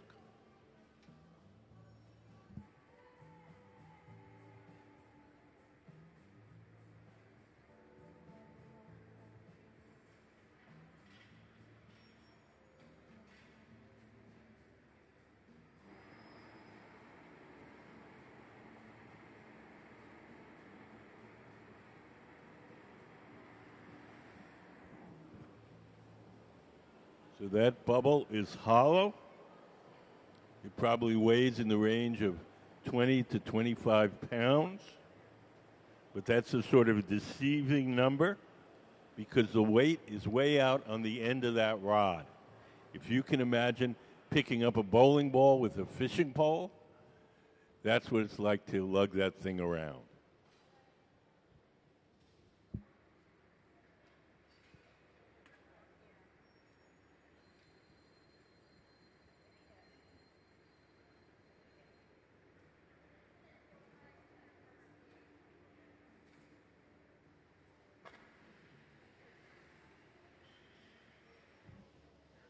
Connor's coming over with the bubble for the cone.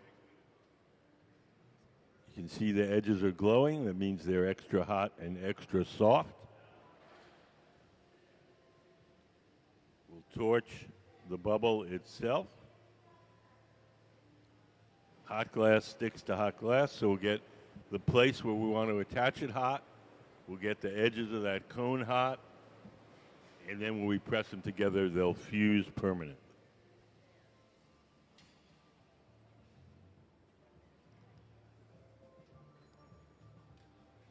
Hi, how are you guys? We are good. Good. You guys have any questions? Yeah, yeah. Just I wanted to know what is the temperature of this furnace? What is the Temperature inside that furnace. temperature? Yeah. It's 1250 Celsius. 1250 Celsius. Celsius. C, Oh, yeah. or it should be in our it's 2300 in Fahrenheit, the American number, and 1250 in the rest of the world. And how much is the melting point of glass? Glass doesn't really have a melting point. Ah, It just kind of gets softer and softer the hotter you get it. that- It's more like wax or butter. It just kind of softens as you get it hotter. So when we keep it in our big furnace, a big tank of molten glass, we keep it at 2100 degrees, which is 1150 Celsius. Yeah, 11. Okay, that's hot. It doesn't melt like ice melts. Ice is a specific temperature Gets soft when it goes and from then- solid to liquid. Glass, it just kind of gets softer and softer the hotter you get it.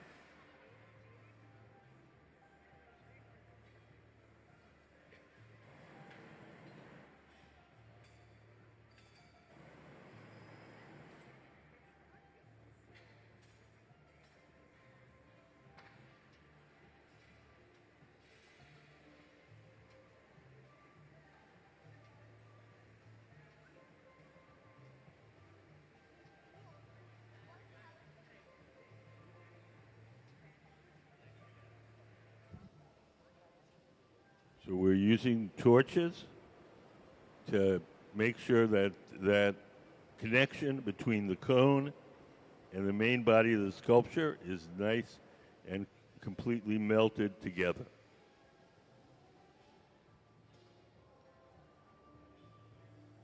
We'll be heating up that cone and stretching it out to make it long and pointy like in the drawing.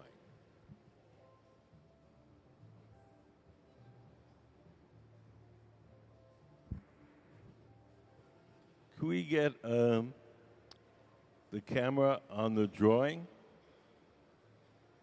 Just to remind people. So if you look up on the big screen, that's Nancy's original drawing for the piece that she's making now.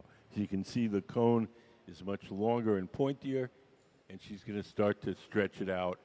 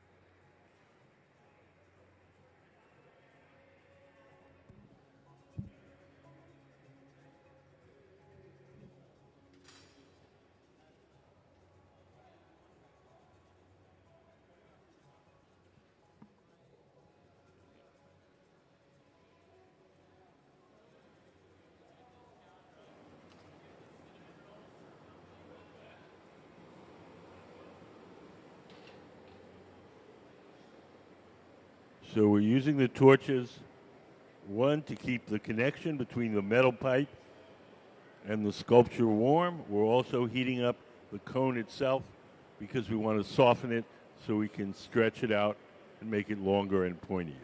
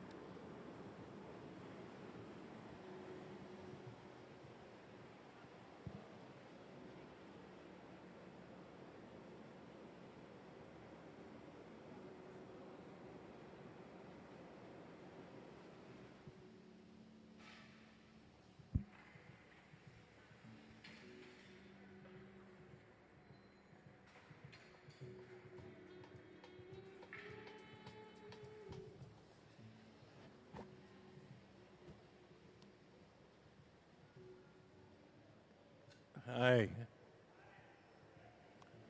Do you guys have any questions? No? Okay. Just checking.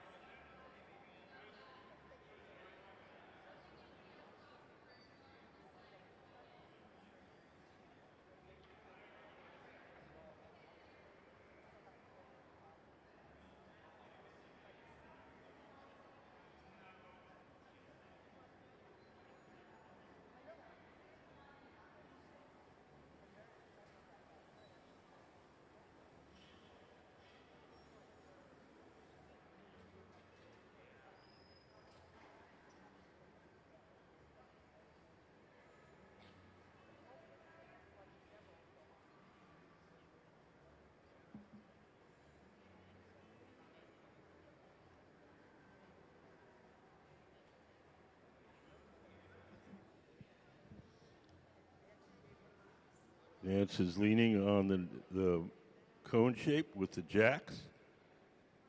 Keep it nice and straight.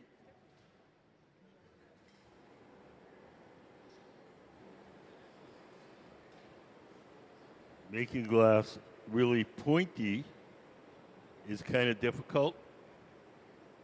The way that you do that is you stretch it out.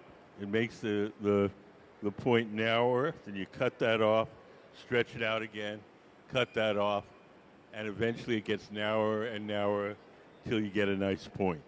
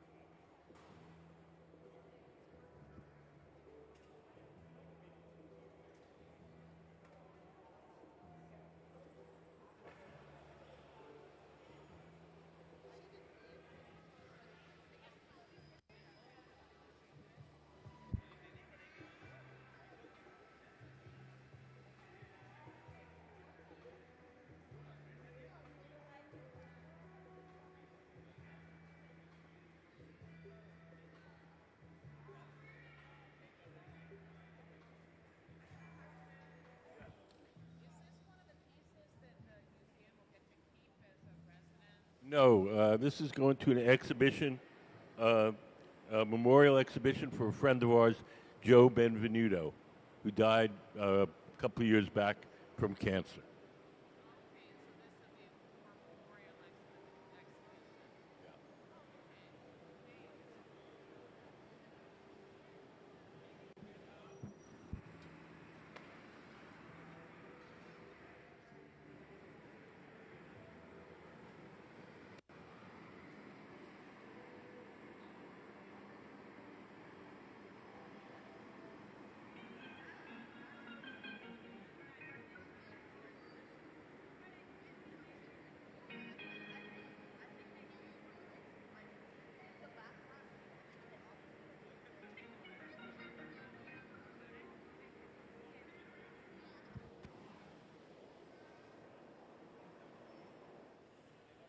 Okay,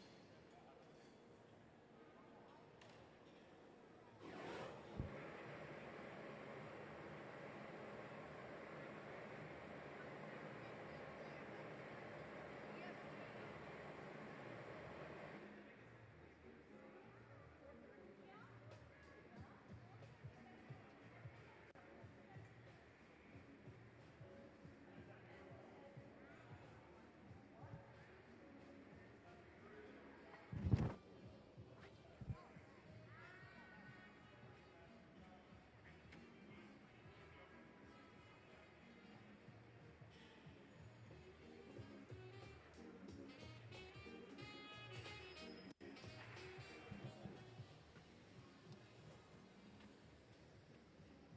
Hi, how are you guys? Doing well. How are you? Good. You guys have any questions? Ooh, I was gonna ask, are they making pendants? Nope. They're making these discs. Whoa.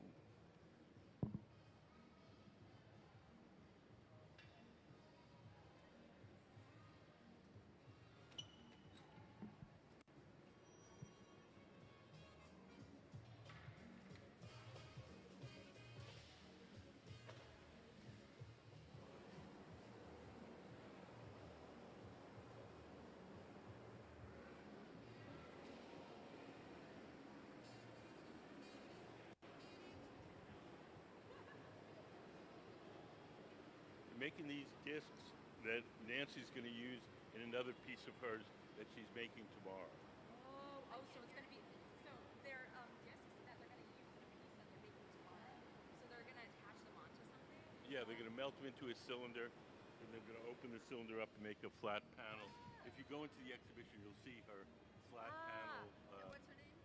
Nancy Callan. Nancy Callan. Yeah, we just got here, and this is the first thing we came in to do. The shorter Yeah, one in yeah. the center of the workshop. Yeah. Yeah, I saw outside. She's the artist that's. Yes. Yeah, So, exhibiting right now. yeah, she's going to make. She's going to use these in a piece that she's made. She's here tomorrow as well. Ah, that's so cool. Oh. Yeah, unfortunately, I don't think we're gonna be here tomorrow, but yeah, We we're do going to a stream. wedding. But We do stream these. Whatever happens here to the internet, to our website, so you can watch it on our stream, or if you wait a couple of weeks, we'll post it on our YouTube. oh, okay, and it's just on the Museum of Glass. Museum of Glass, yeah, YouTube, and it'll come right up. Nice, awesome, that's so cool. To who? Abrahamson. No. She's more in Seattle. Jewelry now, doing bead work and things. Yeah, no, not familiar with her.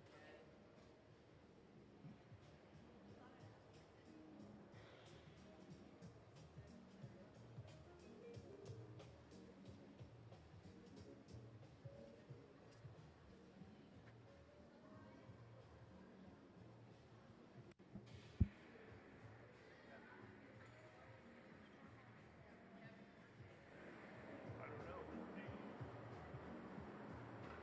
Yeah, just wait until like sort of. I mean, that'll give you an idea. Look at that drawing. Looks like it needs to go quite a ways.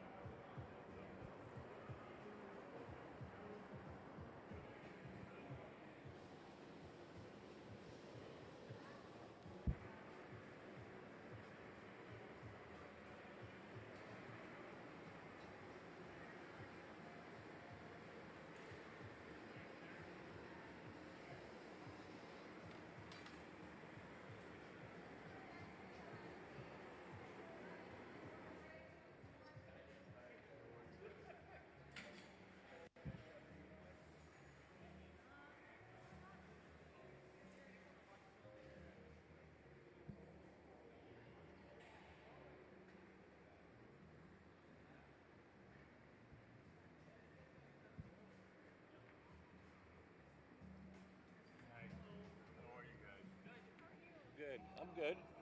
We got to do this a few years ago and make our own company. Here? This not here. In Seattle. Cool. It's fun. Yeah, it's totally. It's hard. How but many years have you done it? 50. Oh my goodness. Where did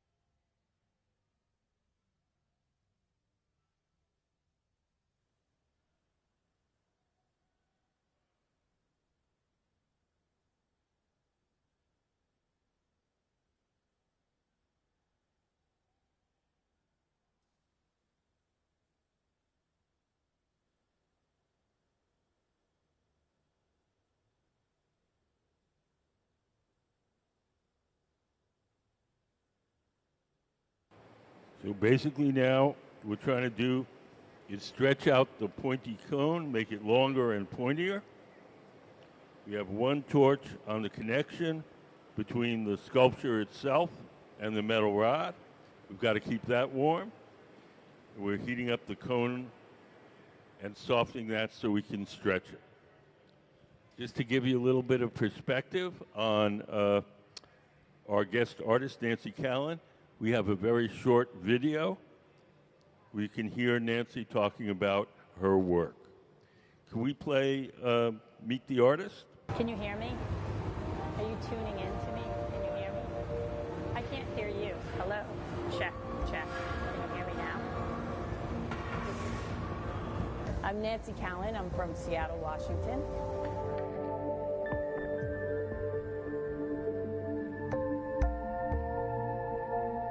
My focus as an artist is to create sculptural forms that are fun, playful, elegant, and a lot of my work is inspired by fashion. I look to designers and what's hip and what's happening, and also a lot of different patterns. My mom was pretty fashionable. She had some crazy suits when I was growing up, and I can remember she also had this canary yellow suit that was just fantastic. It was a skirt and a blazer and a hat with a feather. Well, I started blowing glass at Massachusetts College of Art, and I was a little bit older, so I knew that I had to learn from somebody that was really good. And I knew I wanted to be a really good glass blower. That was like a driving force for me. Yeah. And so I took a class with Lino in 1996, and I think he saw that I was really enthusiastic and very dedicated to what I was doing. And he told me to move to Seattle, and it was my dream to be able to work with him and be the person that like picked up the cane, that pulled the cane and did all that stuff. So that's my main gig now. You want it right here. Okay. For me, having him have the confidence and the belief in me to do that for him, that was pretty huge.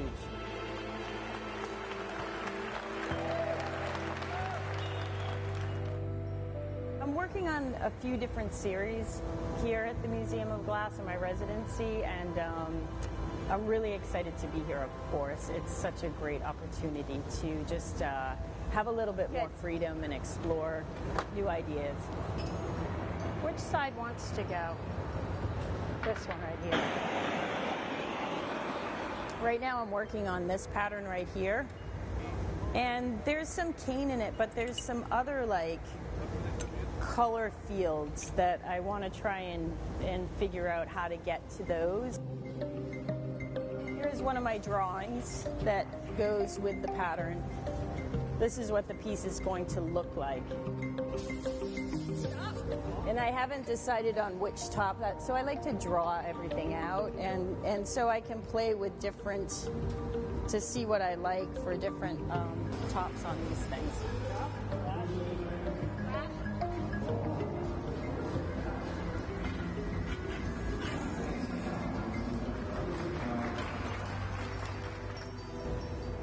I'm also working on another series that I started maybe a year ago.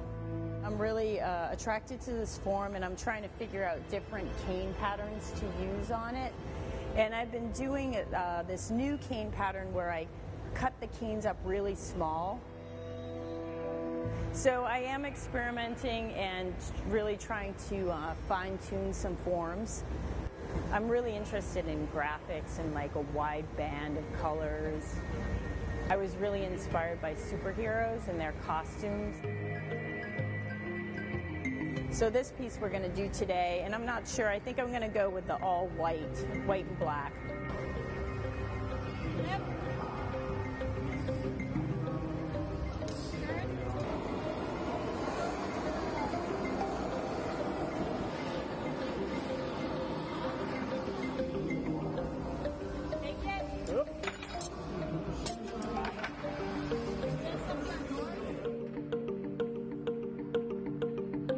there's so many more things to like figure out and explore that I haven't even come up with yet.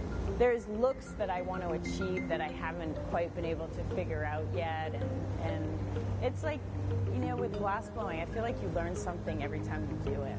It's pretty incredible.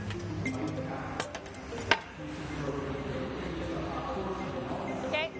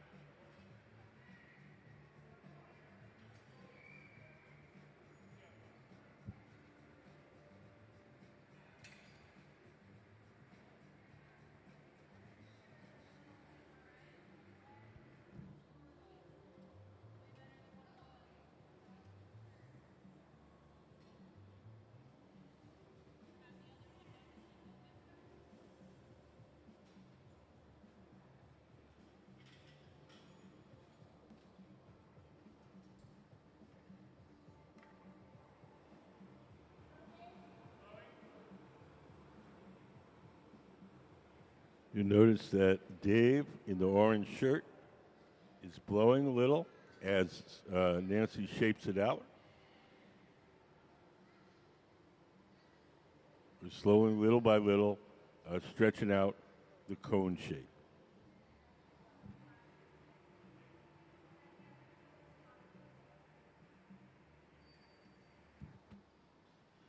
Can we put up the multiple in Como drawing?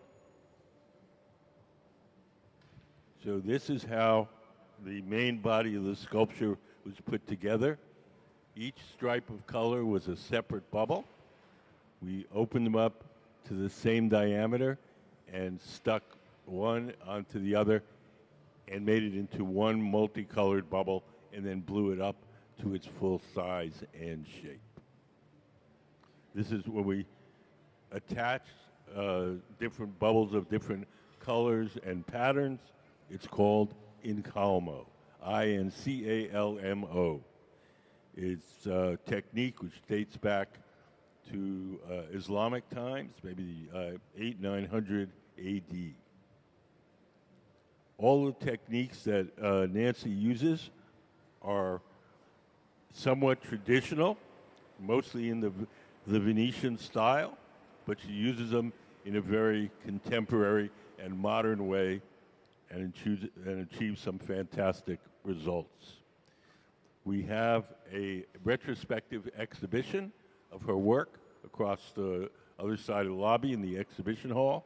It's called Forces at Play, so don't miss that, and you can see a lot of interesting examples of her work.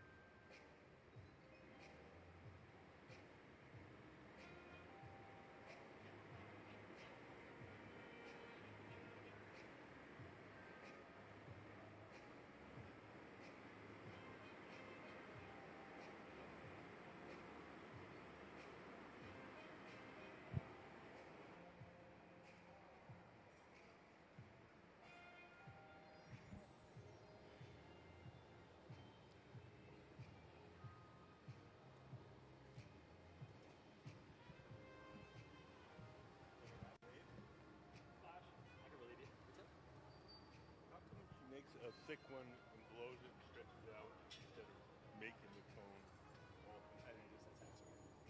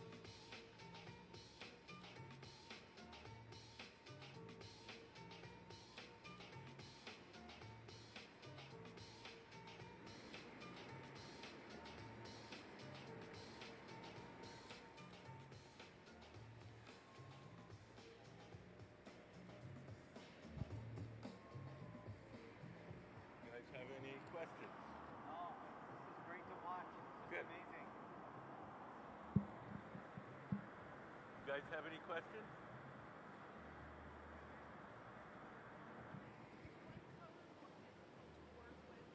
Is what? The colors, they're not necessarily more difficult, but they are different. So some of the colors are softer, some of the colors are stiffer. Blacks are soft and gooey, whites are very stiff. So sometimes that can present a challenge because one part will heat up faster than the rest of it. Say you were making a penguin. The black part of the feathers would heat up very quickly. The white chest would stay stiff. So by the time you heat up the white chest, the black part's already too soft. So is balancing that out. That the difference, working with different colors all at once, sometimes presents a challenge.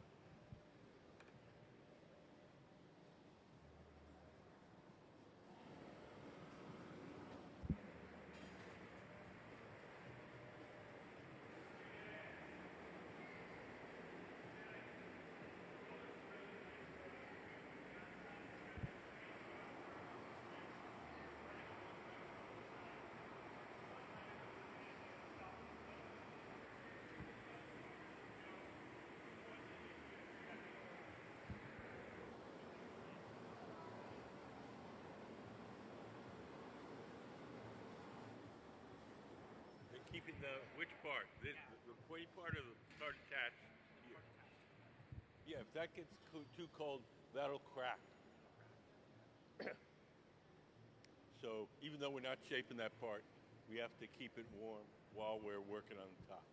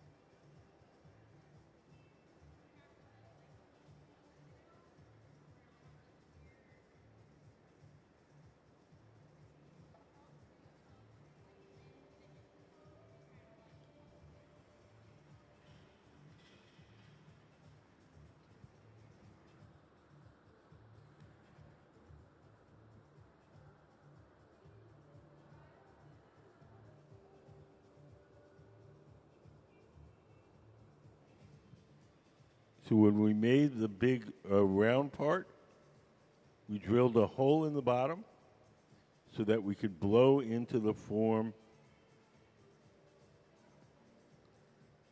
So there's an opening at the very bottom where we've connected the metal pipe.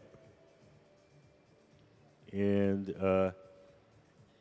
as she stretches that cone-shaped part, we can keep it inflated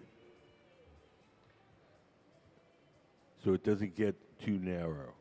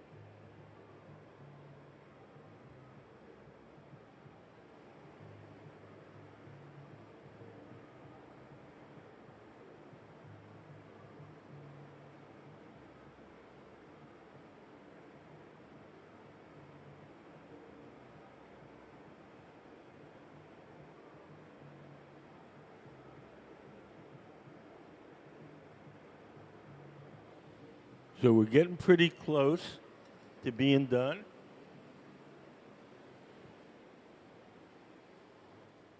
The reason I know that is if you look over to the far right, you'll see Tanner putting on some protective clothing.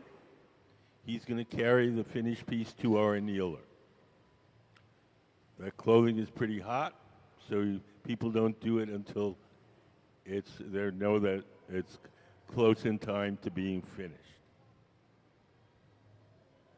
Everything that we make here has to be cooled slowly overnight or it'll break. The slow cooling process is called annealing. Those big black ovens are called annealers. The two big black ones and the two silver horizontal ones. They're electric ovens, like an electric pottery kiln. We keep it at a constant temperature all day long. We place all the objects we make during the day in there. And then at night, they have a little computerized thermostat that will slowly turn the temperature down overnight.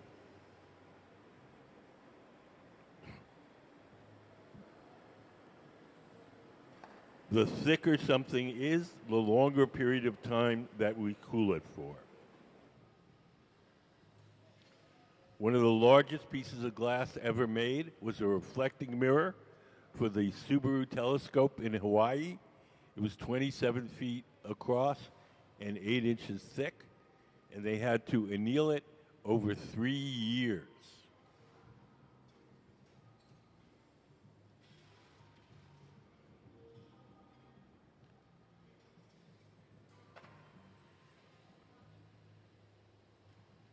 Even though this is fairly large, it's not terribly thick, so we won't have to anneal it maybe a day or so.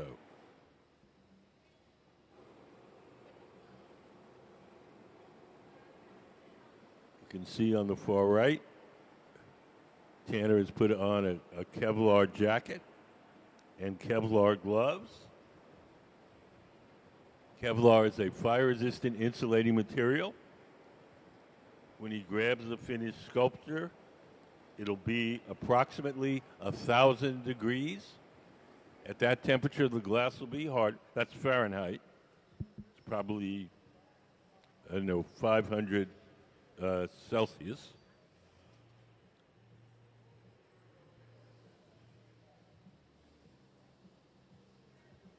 When he grabs that, the glass will already be hard, and he'll carry it to our annealer, where it'll be cooled very slowly overnight.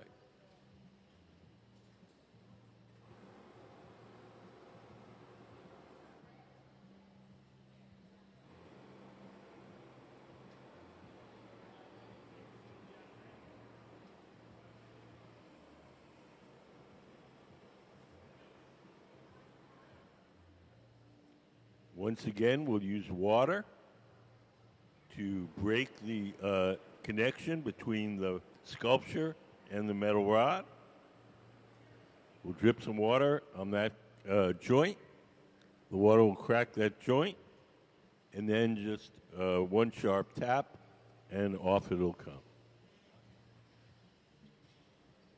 I'm going to ask you guys to please refrain from clapping until it's safely in the annealer. We don't want to jinx anything.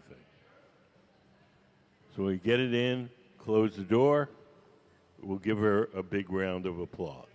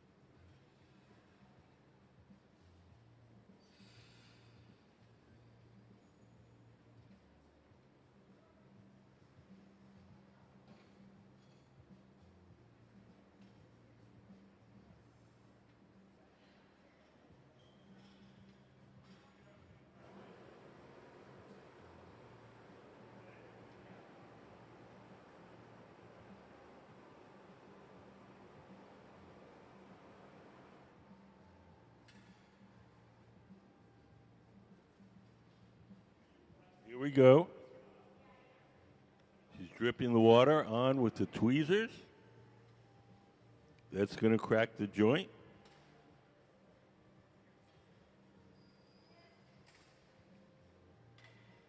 Off it comes. Hold on.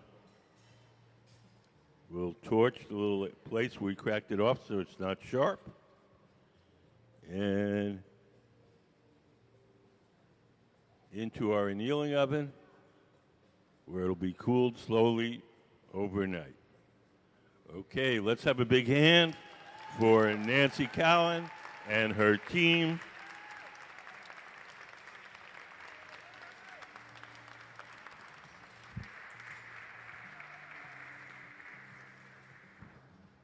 So that concludes our demonstrations for this morning. We're going to take an hour lunch. We'll be back in an hour making more stuff. So thank you all for your patience and enjoy your lunch. If anybody has any questions before I go to lunch, I'd be happy to answer them. I'd say around 30 pounds. Yeah. Does this group travel around with her, or she goes somewhere? There's a mix. The group is mixed. There's she brought 3 of her assistants, and then the other folks work for are our resident team of glassblowers here at the museum. Yes. So, when they have the rags and they put like a liquid on top, is that just, I would imagine Water. it's not it's just water? Just water. Oh, so it just pulls it down as it's. Where it breaks Oh, not the joint. I meant when they have the 2 rags and they're rolling it, like. Oh, the pad. The pad Yes, is pad. made out of graphite cloth and stuffed with wet newspaper. Oh, and then they put like that They little. put water on it to keep it cool. Just smooth it all out with it. It's for shaping. I have to get my glasses. I had them right here. They're little plastic glasses. They're on the ledge there. Are those tongs not hot anymore? Can I borrow them to just grab them? The long tong. Well, I'll get one of the guys to do it. Okay. Where is it? They're right where my husband's standing, right below there. Okay. Yes, I have them right here in my hat. Do you want my order or do you want me to come? Oh, you're back.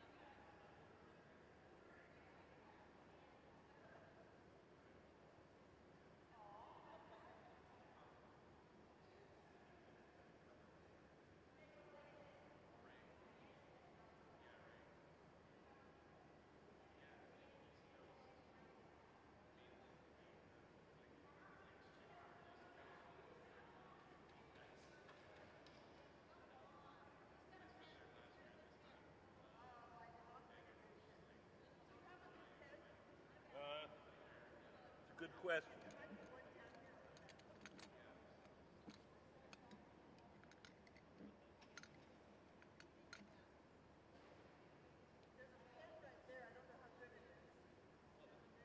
There's a pen.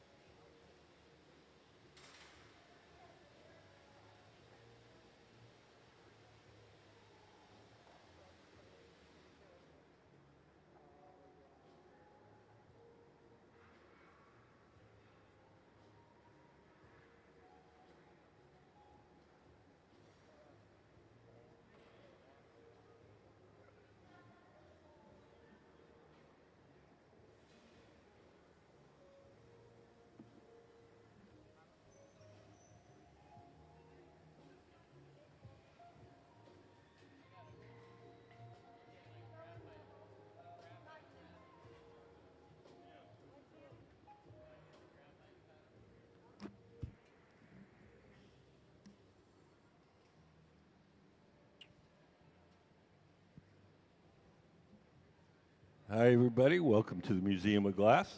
Today we have a very special guest, Nancy Callan, the woman who's just approaching the center bench.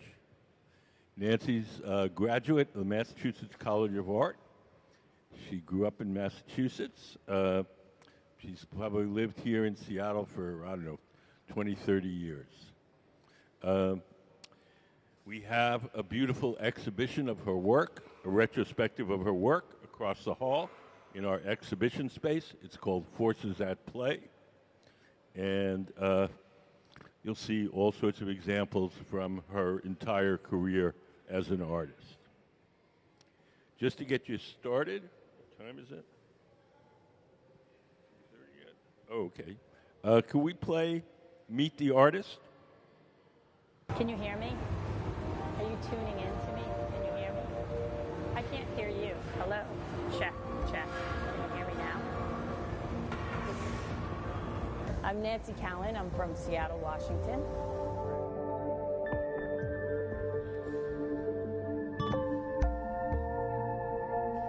My focus as an artist is to create sculptural forms that are fun, playful, elegant, and a lot of my work is inspired by fashion. I look to designers and what's hip and what's happening, and also a lot of different patterns. My mom was pretty fashionable. She had some crazy suits when I was growing up, and I can remember she also had this canary yellow suit that was just fantastic. It was a skirt and a blazer and a hat with a feather. Well, I started blowing glass at Massachusetts College of Art, and I was a little bit older, so I knew that I had to learn from somebody that was really good. And I knew I wanted to be a really good glass blower. That was like a driving force for me. Yeah. And so I took a class with Lino in 1996, and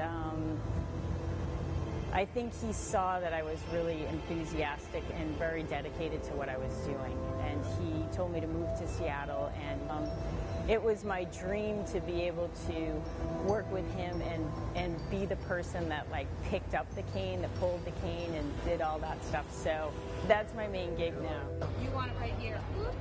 Okay. For me, having him have the confidence and the belief in me to do that for him, that was pretty huge.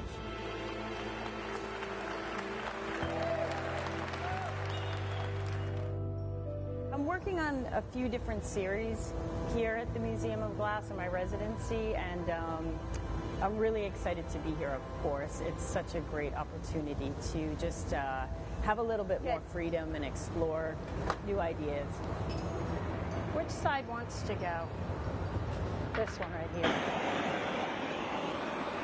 Right now I'm working on this pattern right here. And there's some cane in it, but there's some other like color fields that I want to try and figure out how to get to those.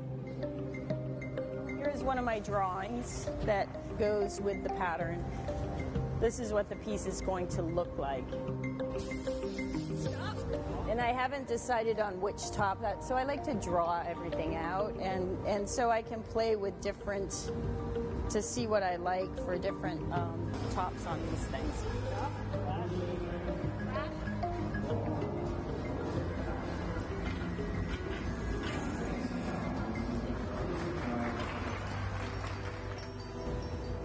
I'm also working on another series that I started maybe a year ago. I'm really attracted to this form, and I'm trying to figure out different cane patterns to use on it. And I've been doing this new cane pattern where I cut the canes up really small.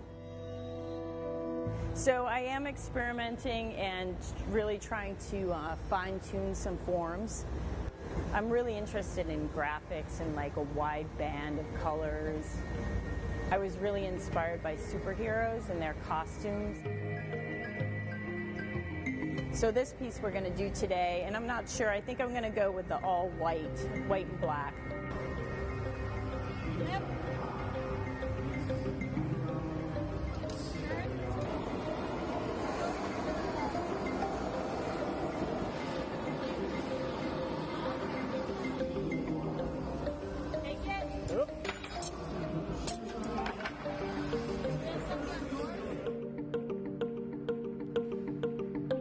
there's so many more things to like figure out and explore that I haven't even come up with yet. There's looks that I want to achieve that I haven't quite been able to figure out yet, and it's like, you know, with glass blowing, I feel like you learn something every time you do it.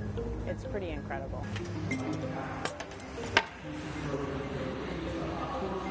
Okay.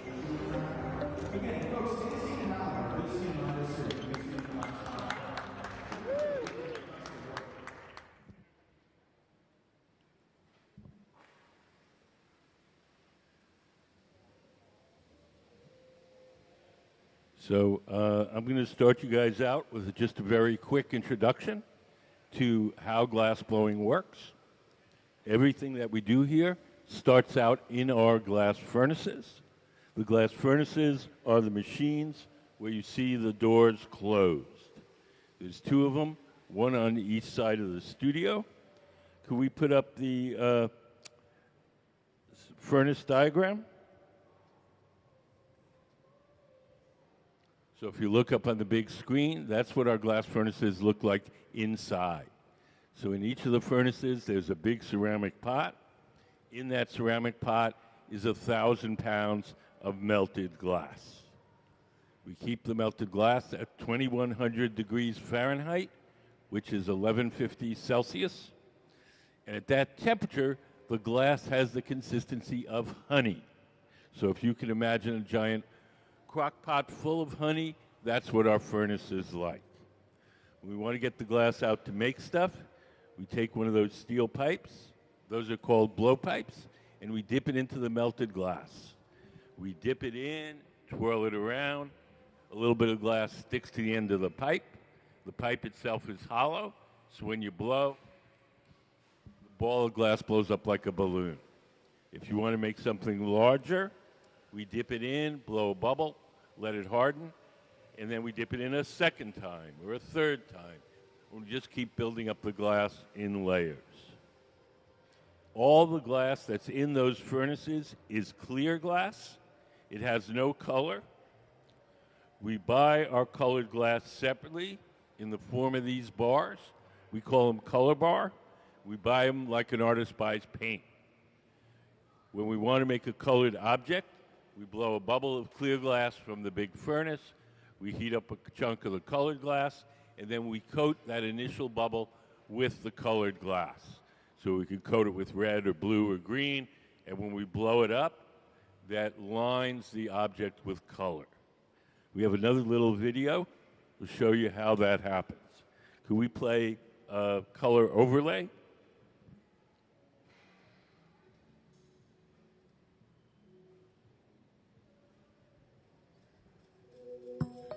The color in glass comes from adding various materials to the mixture of raw ingredients called batch.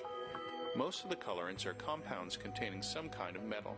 For example, adding cobalt to clear glass creates a deep blue.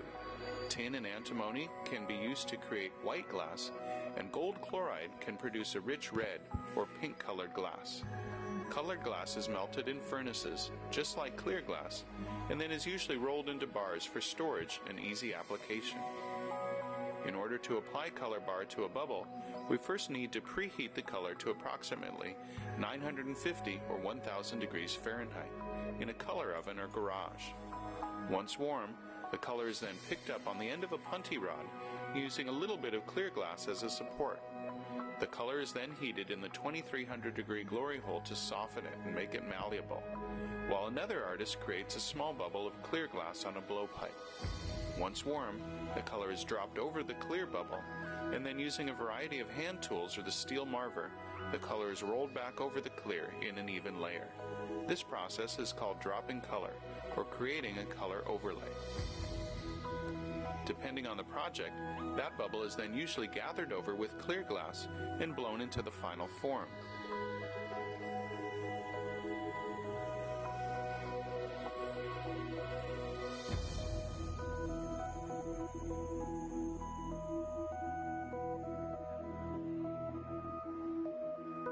The finished product may appear to be all made from colored glass, but when viewed in cross-section, we can see that there is only a thin layer of color sandwiched between many layers of clear glass.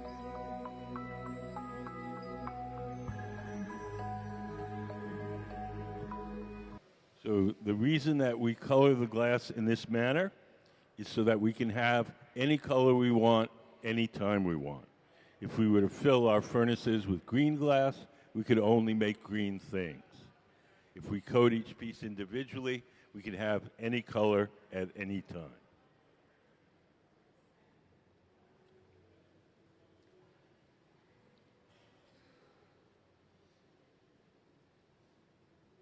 So Nancy is making a sculpture called a spire. I haven't seen a drawing yet, so I'm not sure what it's going to look like. Glass blowing is a team sport. All these folks you see working on the floor are working on parts of Nancy's sculpture. We have a mixed team. Nancy brought 3 of her assistants along with her, and we have several members of our resident team of glass blowers working as well.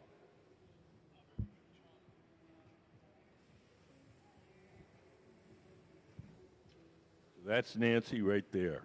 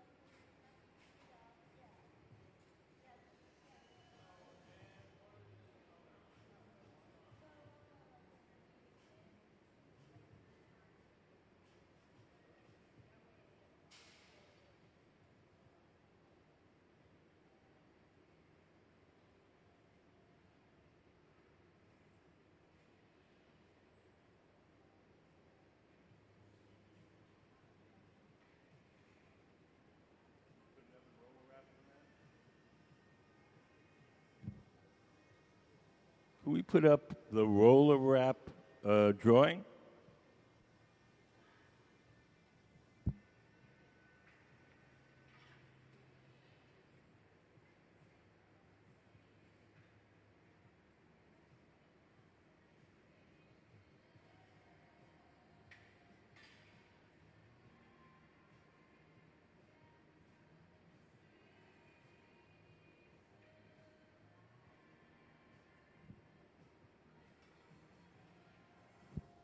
Getting ready to do what's called a roller wrap. We're going to set the pipe down on a set of rollers that are set slightly at an angle. So when we spin the pipe, the bubble will rotate on its axis, but also it'll rotate backwards a little. And this is going to allow us to wind on a nice tight spiral stripe.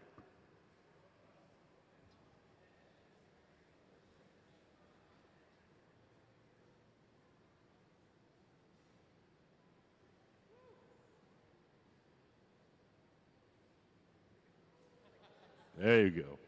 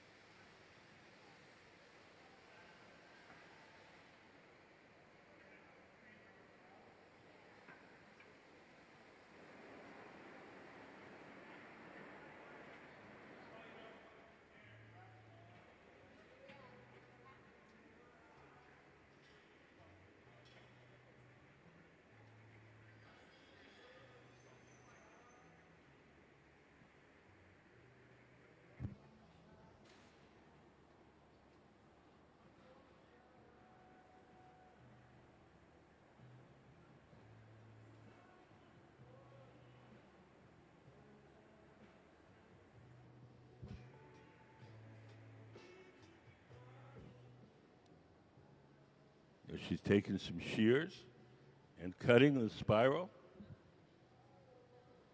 So it's going to make a little sort of chain-like design.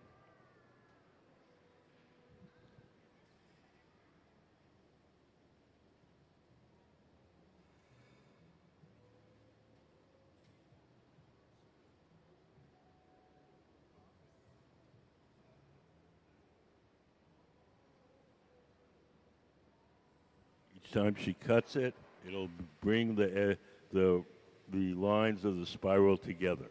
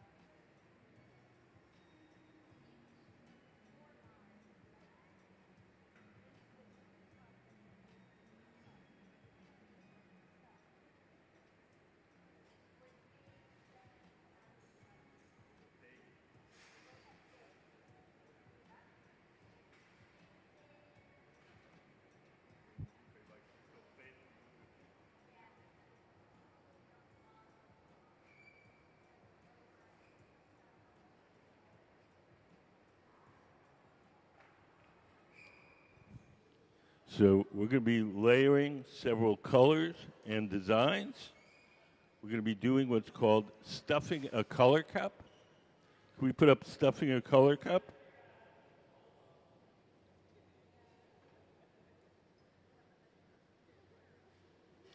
So when we want to layer two different designs or colors, we blow a thin cup that looks like almost a little bowl.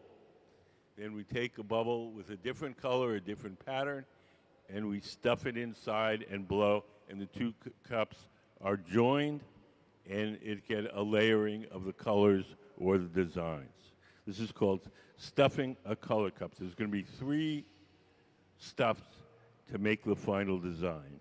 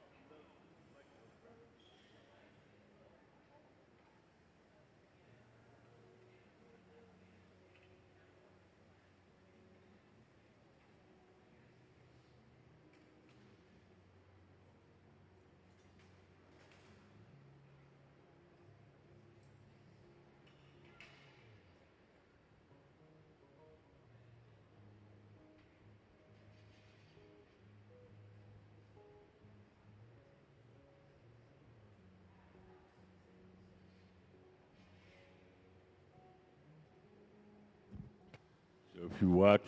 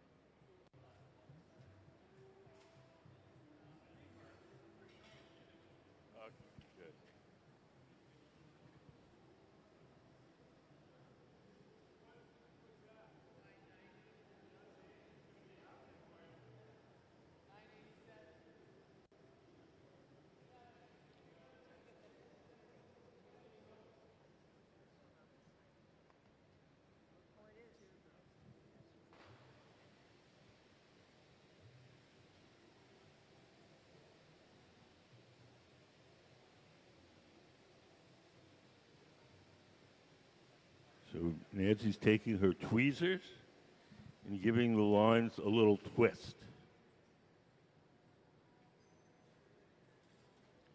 So it's going to be a long, tall teardrop shape.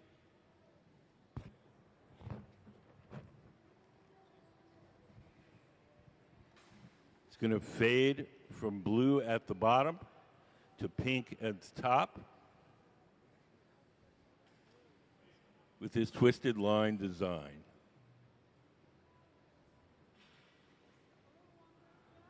What? No.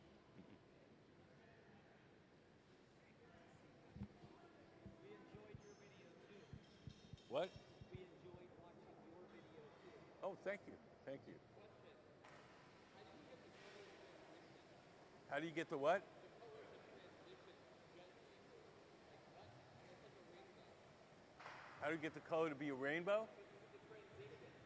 Oh, the transition? How we get the color to transition?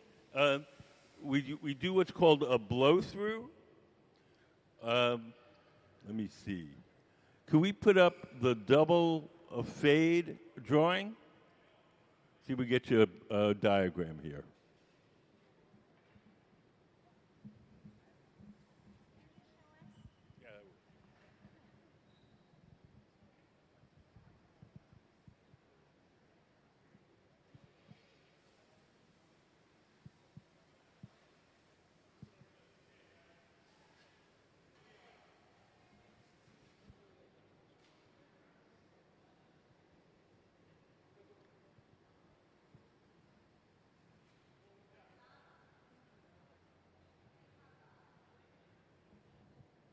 It's this one right here.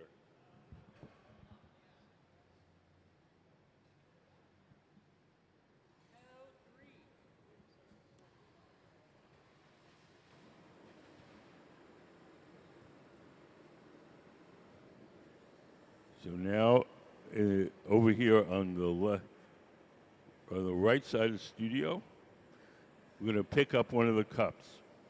So if you look up on the big screen, put that up again for a second. So we're going to make two bubbles, one which fades from, but in this case, pink to clear, and another cup which fades in the opposite direction from blue to clear. We're going to stuff one inside the other, and we're going to get a bubble that fades from blue to clear. It's called a double stuff, double fade. And so that white bubble will have the line design, and the two stuffed bubbles will have the fade.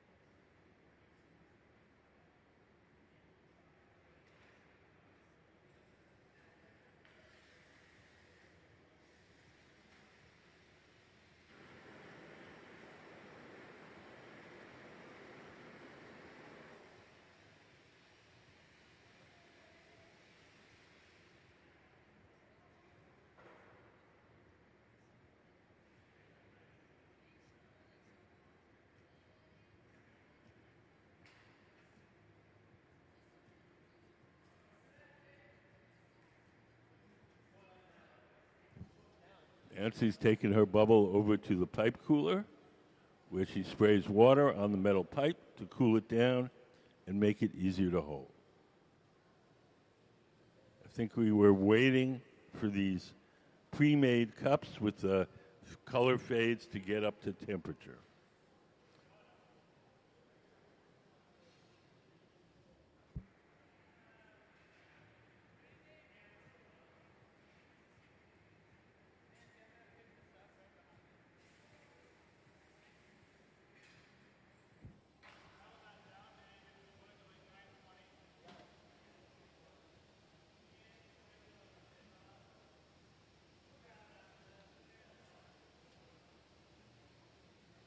They've just picked up the cup with the color fade from pink to clear.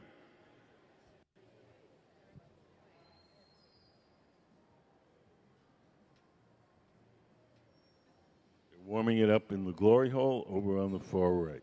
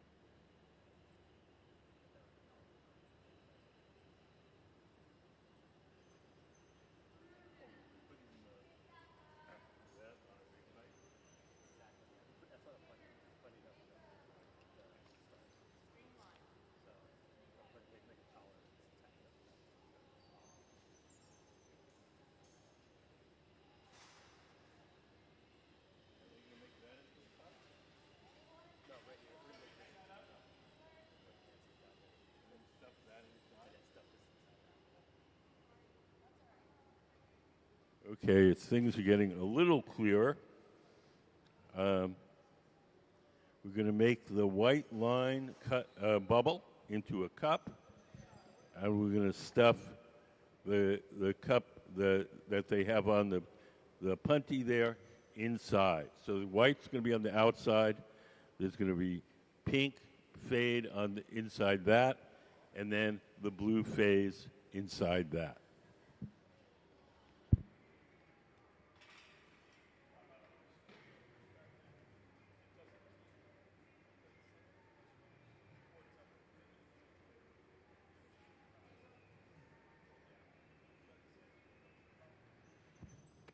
On the right, Connor, I don't want to call him Connor, Tanner is making what we call a collar, and we're going to attach that bubble to his pipe with the collar.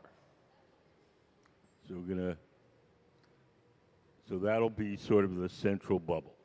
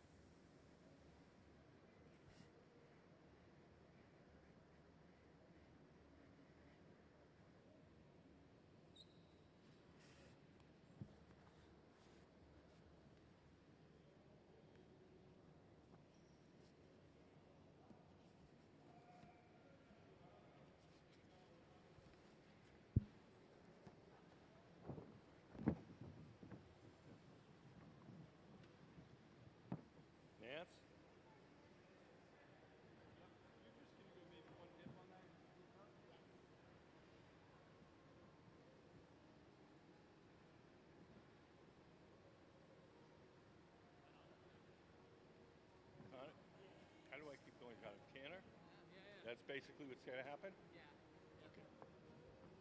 Yeah. Okay, I think we have a little bit more clarity now. So we're going to have the blue bubble on the pipe. It's going to get stuffed into the pink bubble, and that's going to get stuffed into the bubble with the white lines. So the white lines will be on the outside. Underneath that will be the bubble that fades from pink to clear. Underneath that will be the bubble that fades from blue to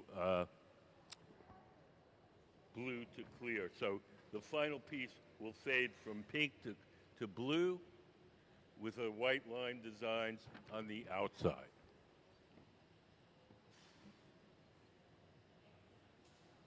Sorry, we have a little glitch in communications here.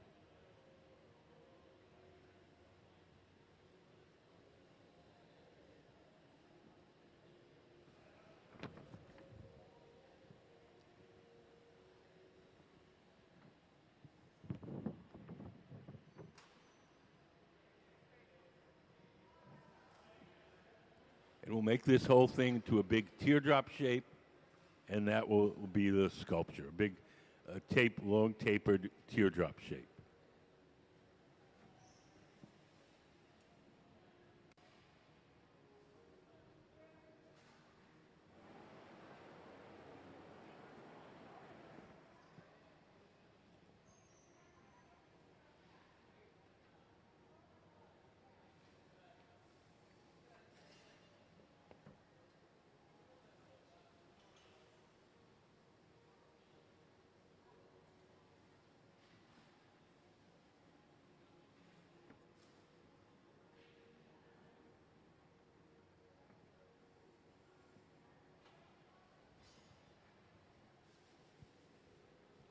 So we're going to stuff the blue into the pink faded cup, and we're going to stuff that into the cup with the white lines that Nancy's working on now.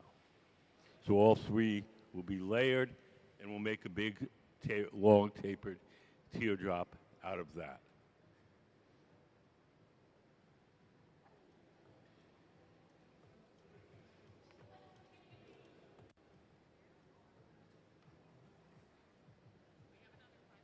Yeah.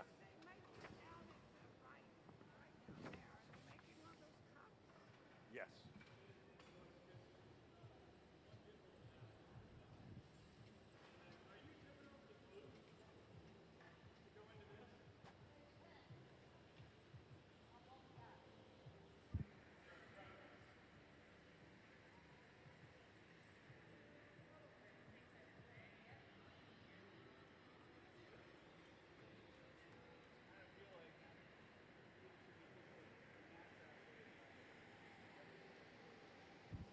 So over on this end, they have the bubble with the white lines.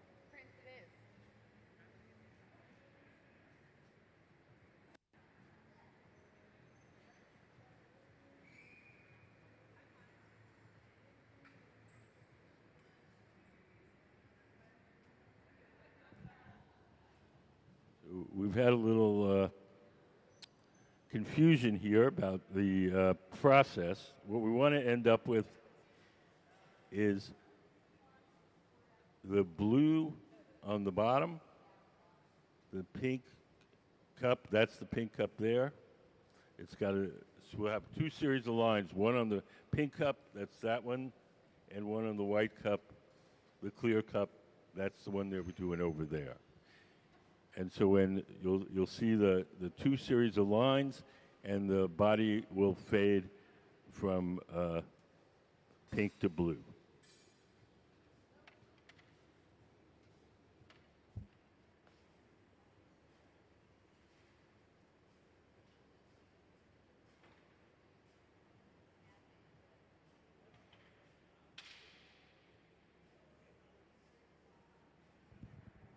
These ladders that they're setting out are, we're going to be making cane. Cane are rods of colored glass. We use them in sort of the size of a pencil. Instead of making them individually, we're going to stretch out one that's maybe 30 feet long, and then we're going to chop it up into these pencil size, and we're going to melt them into other pieces of glass to make stripes. And this is for something with one of the next pieces that we're going to make. But the first thing we have to do is make the cane for the stripes.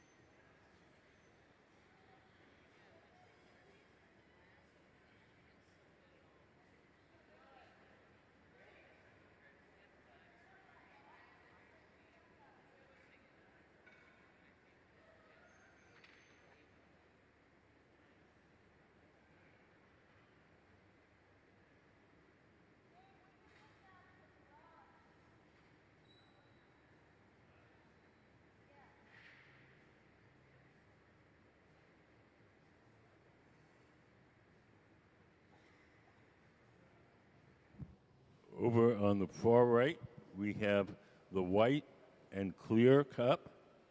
That's going to be the outer layer of lines. We're going to put it in this oven over here called the garage, keep it warm until we're ready to use it.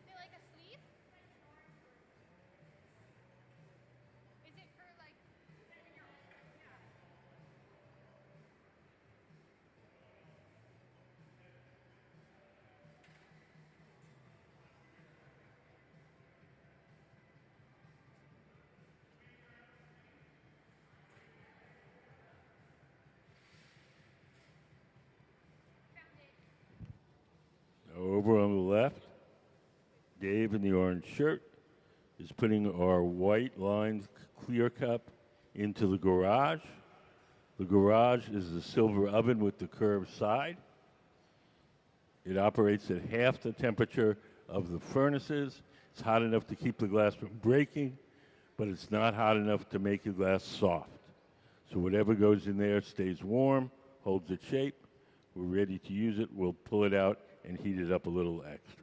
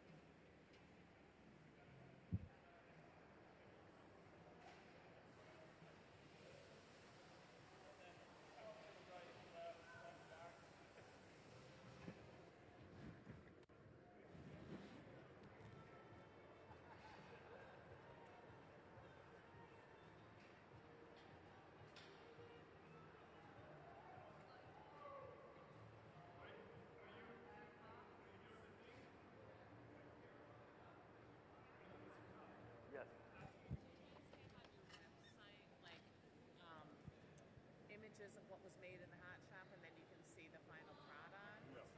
That would be a really good idea, because we're very curious. For the last 15 years, to no avail. You've been saying you ought to do it, because people will go look. I said every visitors ask me every day Yeah, that I'm here. Yeah, because I transmit it upstairs, and I've gotten no bite out of it. Wow. So what is this one being made for? The other one was memorial piece. Yeah, well, just general artwork that you could put in one of our exhibitions. Yeah, I wasn't sure yet. So this one will become an exhibition piece.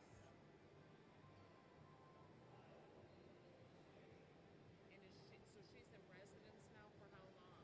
2 days. Just 2 days. So she comes down for 2 days and can use the hot shop, and then it's like a win.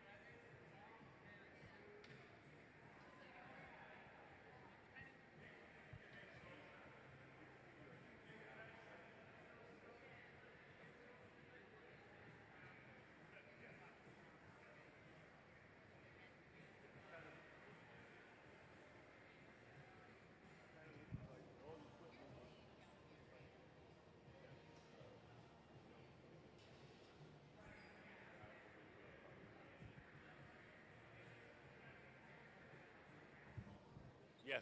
How long did it take? We saw it, it already was in the fall, already at the point. Oh, about 4 hours. About 4 hours. From about 9 to 1.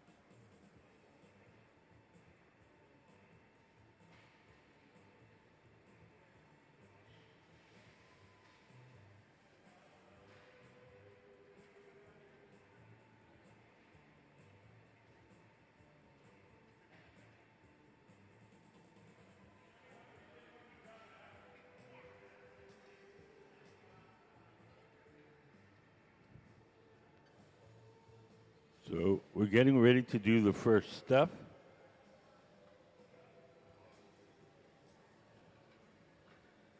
So that's the pink with the white lines. Show pink. I'm not sure what that is. That's the blue. One of those. Okay, I'm confused.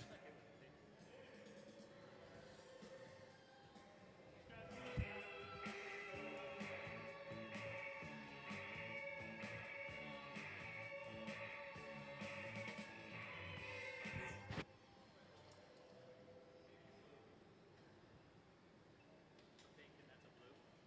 Yes. So this bubble here is the pink with the white lines. That bubble there is fades from dark blue to clear.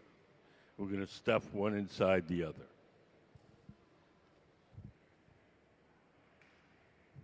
I apologize, this is all so confused.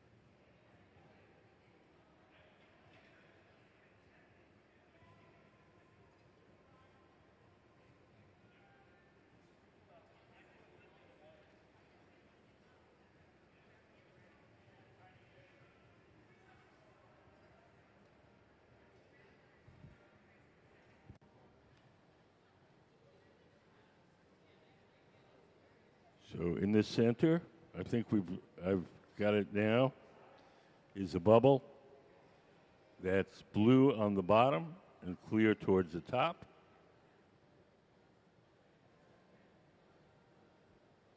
Dave in the orange shirt has a bubble which is pink on the top and clear in the bottom, and it also has the white line design on it.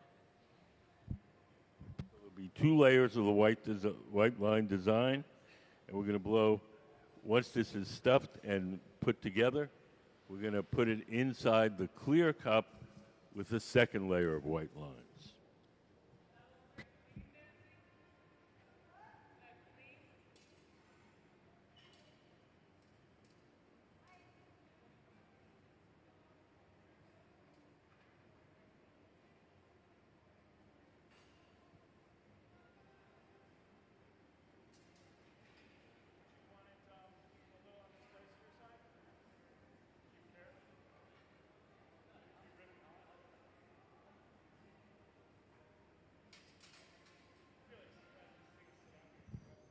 We put up the stuffing the color cup again.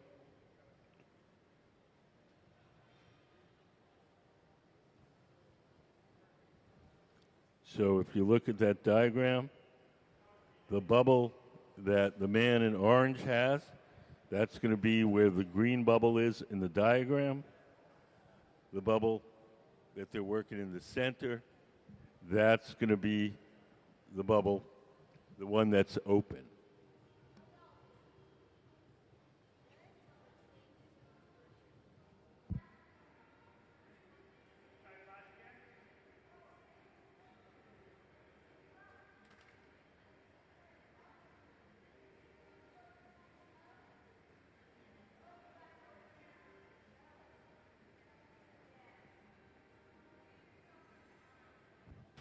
We're going to take that bubble.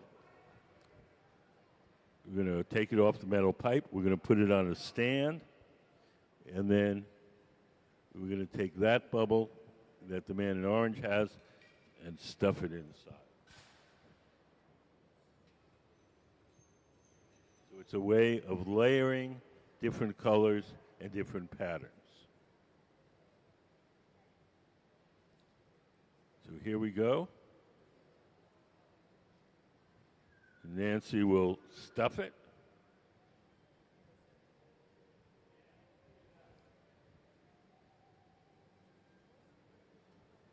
So the interior bubble fades from pink near the pipe to clear on the bottom. And it has the same kind of white spiral stripe with the little twists in it.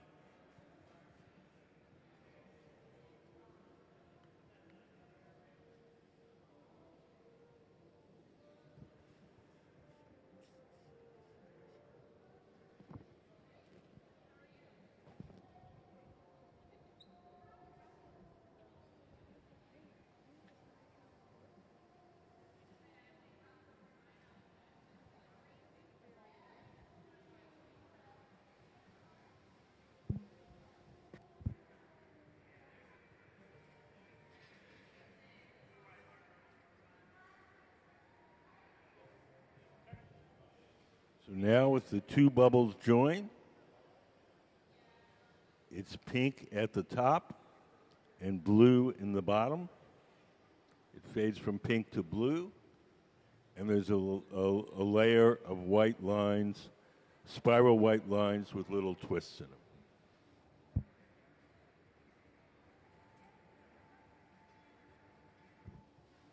We're going to stuff this bubble inside a clear bubble that has another layer of white lines. And that should give us the final design.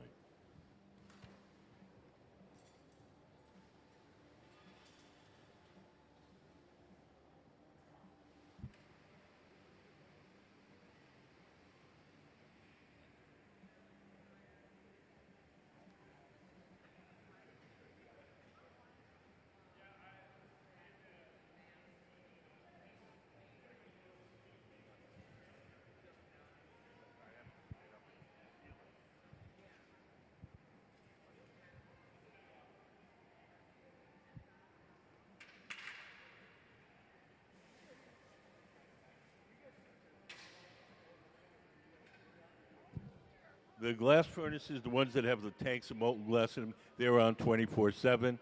The glory holes, the round ones, they're only on during the working day.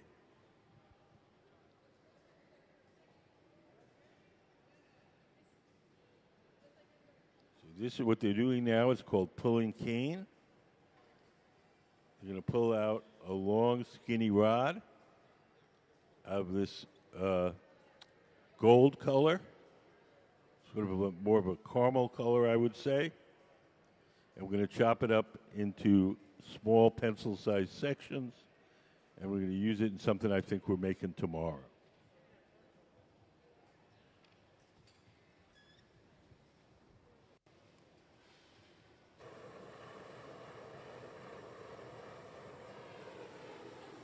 The individual chopped up pieces are called cane, and when we make the big long one to chop it up, it's called pulling cane.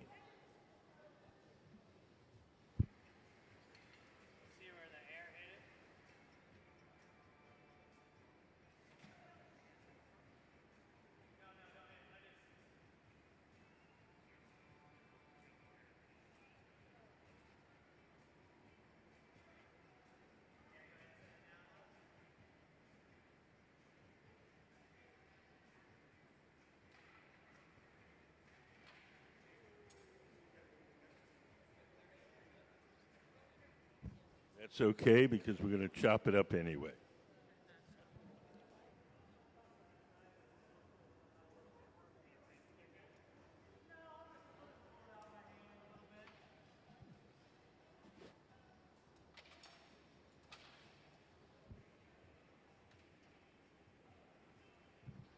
So we're going to break it up into more manageable pieces, and then we're going to chop it up into the small pencil-sized pieces that we're going to use tomorrow for decoration.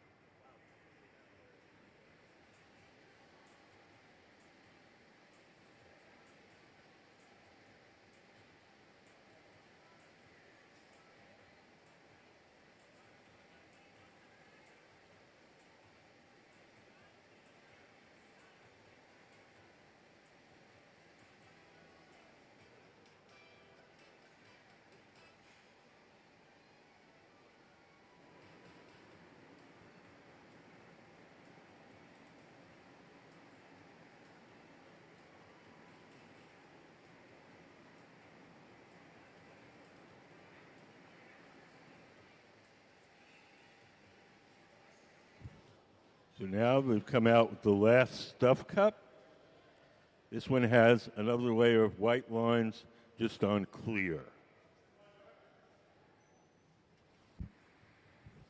We're going to stuff the bubble that's in the center into that cup with the white lines. So what you're going to end up with is a sculpture that fades from pink to blue, and there's going to be two sets of intersecting white lines with little twists in them.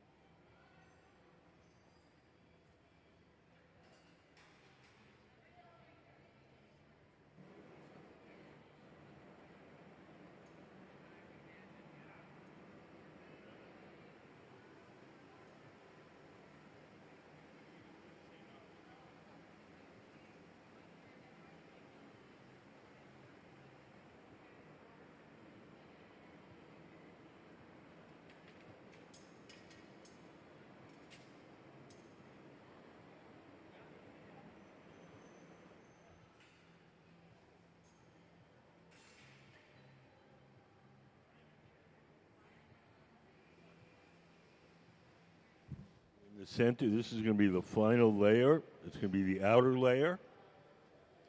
It's clear glass with the spiral lines with the little twists in it.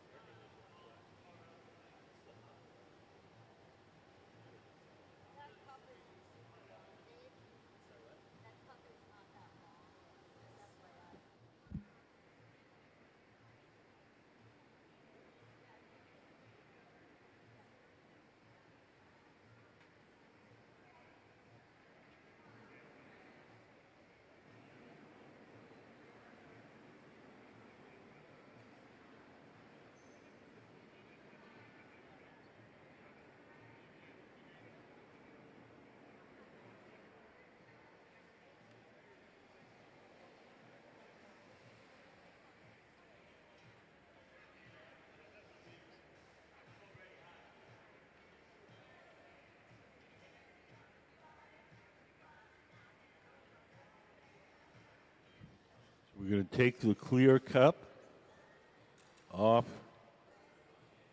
the metal rod, and we're going to place it in a stand.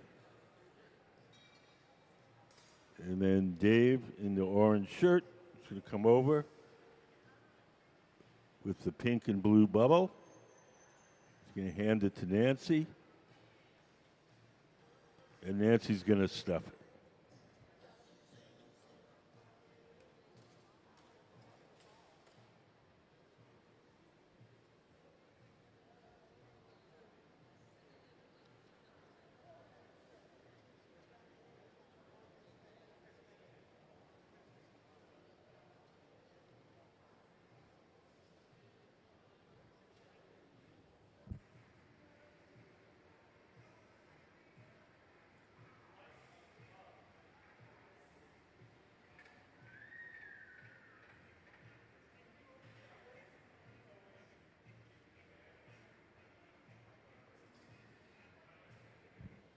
Now there's 3 layers of decoration. The interior bubble fades from pink at the top to clear on the bottom, and it's covered with the white lines.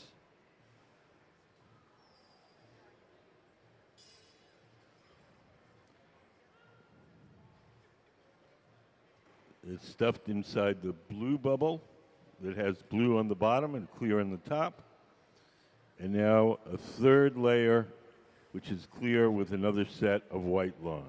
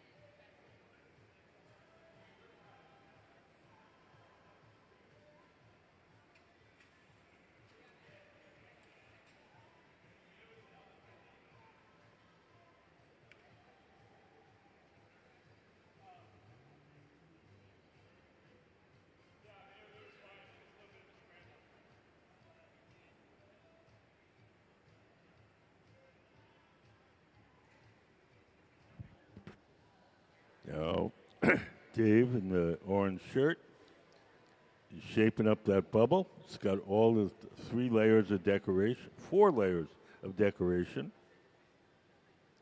And now we're going to start to blow it up to its final shape and size.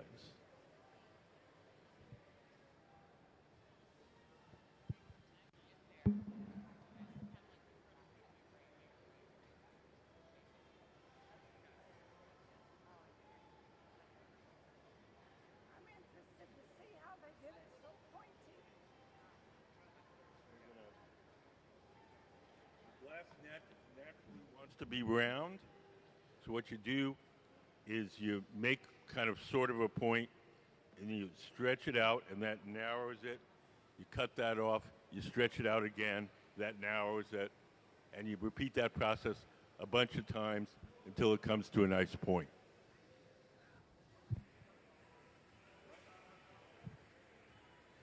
I'm not sure. I'm guessing something like that.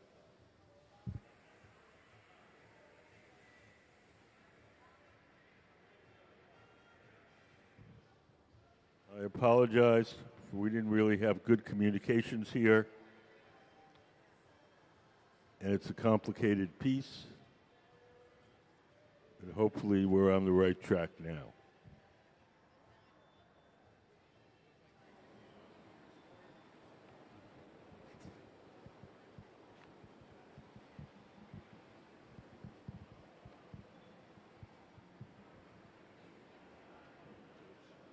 This one right here.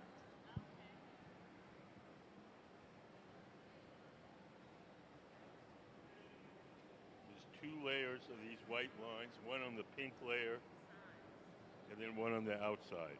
How many gathers did you say? I didn't count them. I don't know. I didn't say.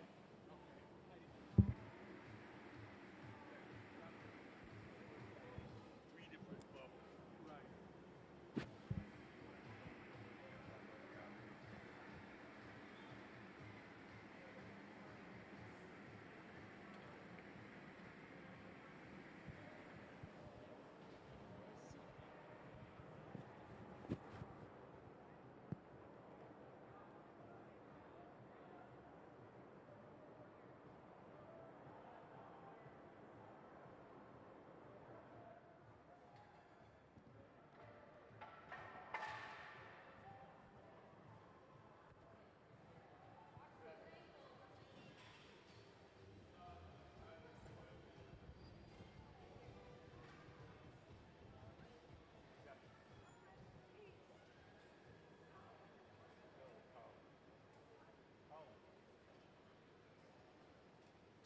Three hollow bubbles double one inside the other. And they're done that way so the layers stick.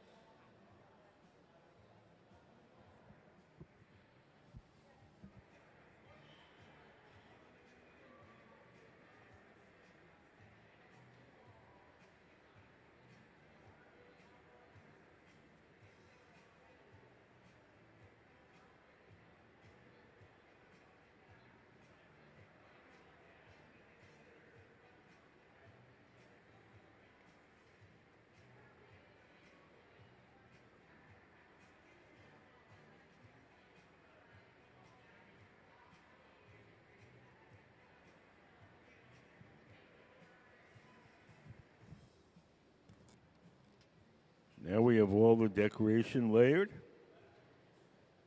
We start to blow it up to its full size and shape.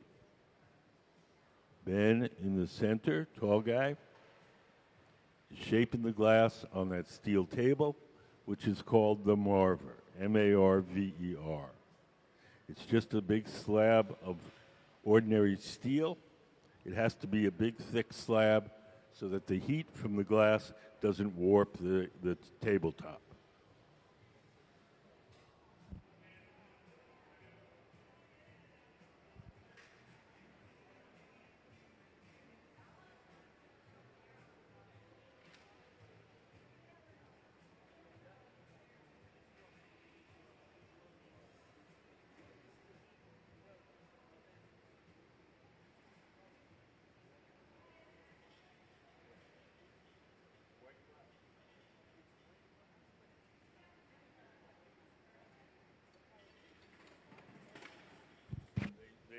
Could we put up the roller wrap drawing? So if you look up on the big screen, we wound on a spiral of white glass, and then Nancy Callan, our guest artist, took her tweezers and gave the spiral a little twist. So little twists all over the surface. And then we melted that in. I had no idea you could do these things with glass. Oh, it's just a million things you can do. This is a particularly complicated one because it's 3 separate bubbles, one inside the other. Thank you.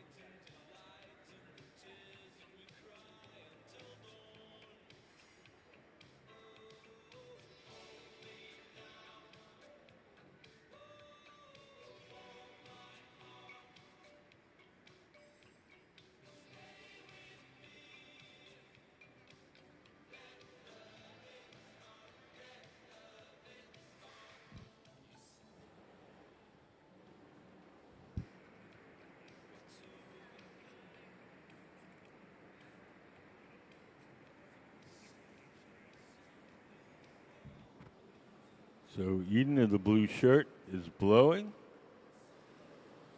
inflating the shape as Nancy Callan, our guest artist, sitting at the bench shapes.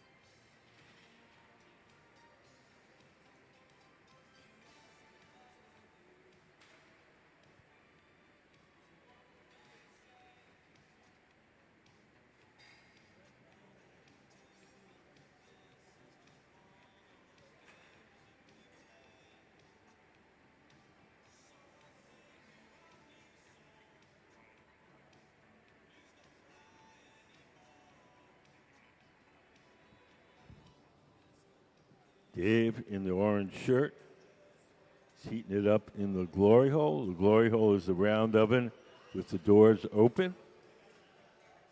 It's powered by natural gas and forced air, and we keep it at approximately 2,300 degrees Fahrenheit.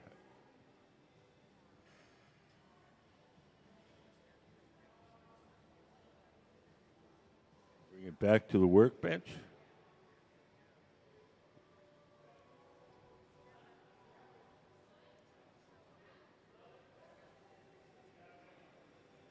And so Nancy is shaping it with that pad of carbon fiber cloth.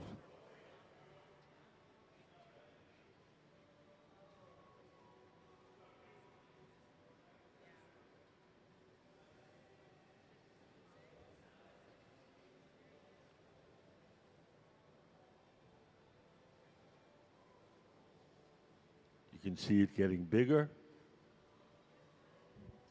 Eden in the blue shirt to the left, she's the person that's blowing.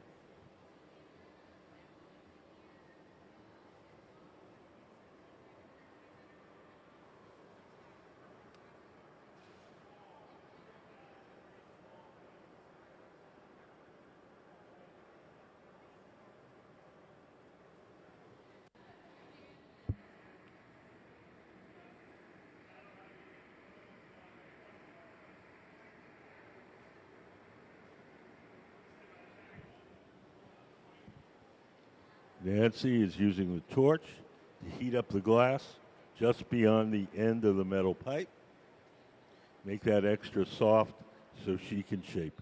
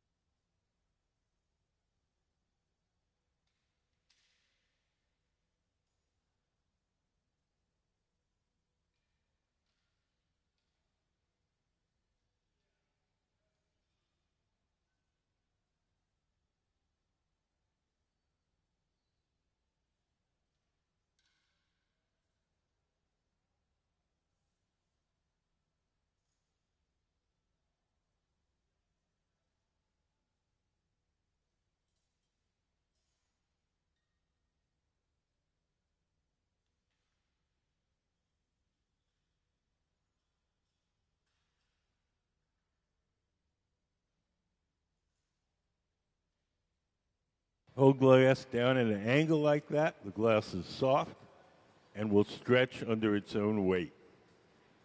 So you can see the bubbles just getting longer just due to gravity.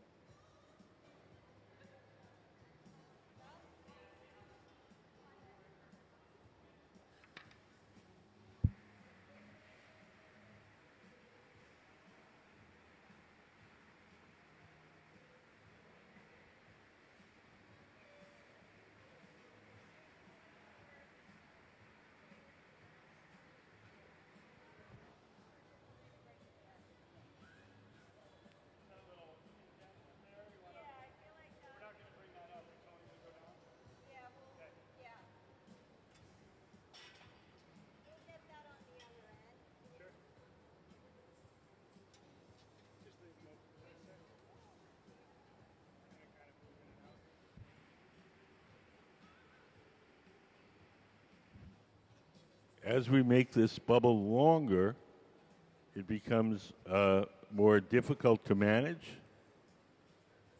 The further out the weight is, the more leverage it has, the more it feels like it's even heavier than it actually is.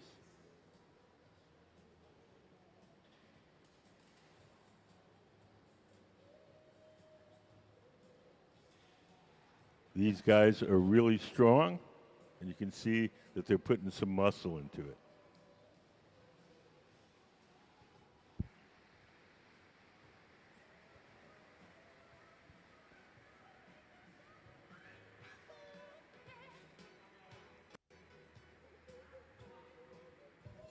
Has anybody got any questions?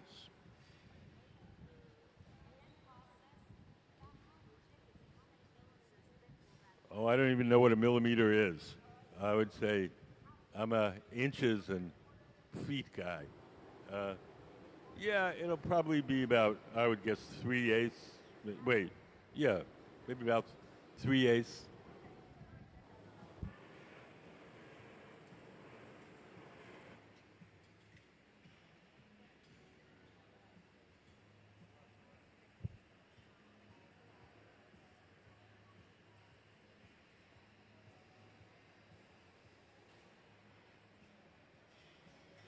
We're trying to create this elongated teardrop shape.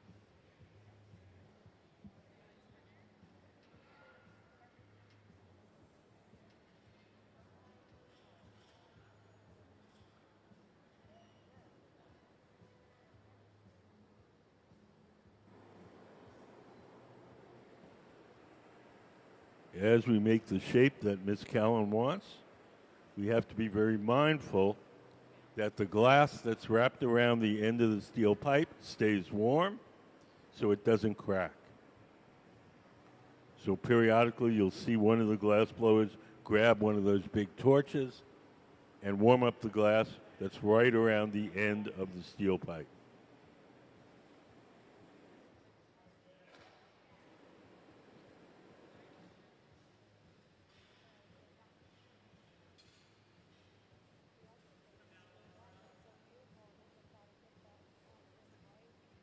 Up in the front of the studio near the seats, we're pulling cane.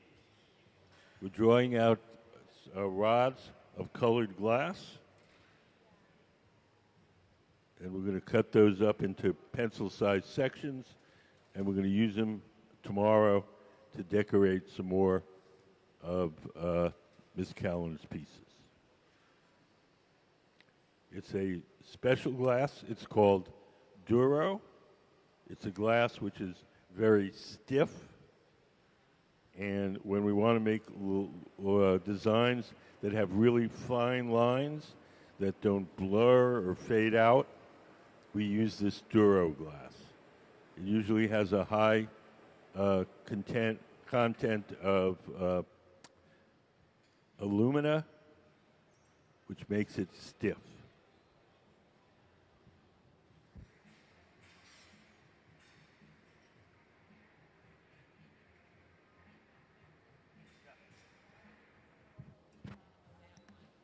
They're going to put another pipe over that hole, and so they'll be able to blow into the form even after they've removed it to to the punty. So they're going to stick another pipe on the fat end over that hole, and it'll serve two functions. It'll hold the piece while we make the pointy end, but it'll also allow us to blow into that form to keep it inflated while we stretch out the pointy end.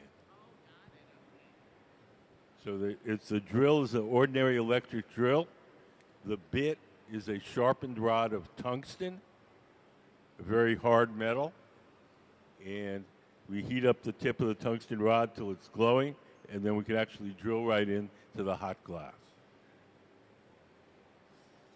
So right now, the pipe is on the pointy end, and we can blow into it to adjust the form. But when we switch it to the second pipe, we want to have a hole so we can blow from the bottom up.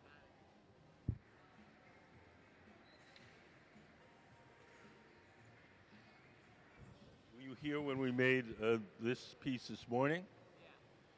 Yeah. And so we did the same thing. We drilled a hole in the bottom, so as we stretch this long pointy part out, we can keep it inflated.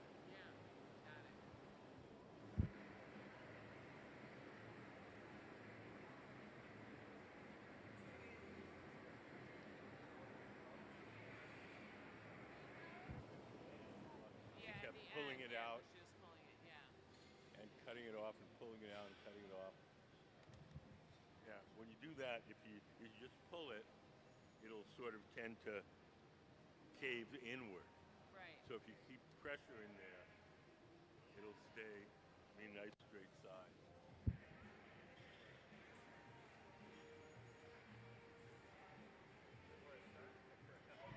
They took the torch. I don't know if you noticed it.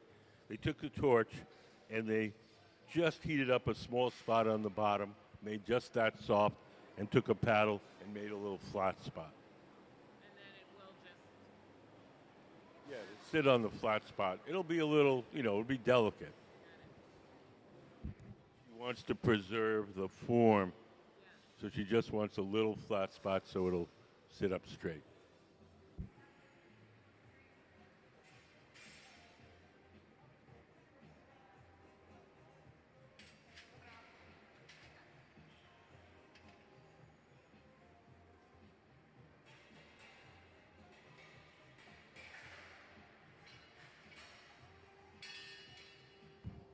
Probably not something you want to have if you have a lot of little kids and animals around.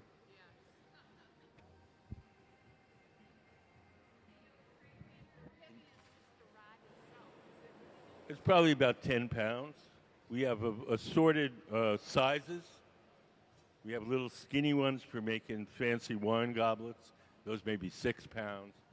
Now we have a big fat one for making these heavy, big, heavy things.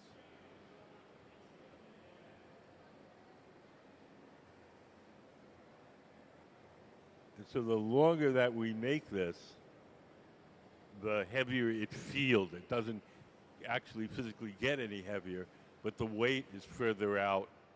It's like with kids on a seesaw.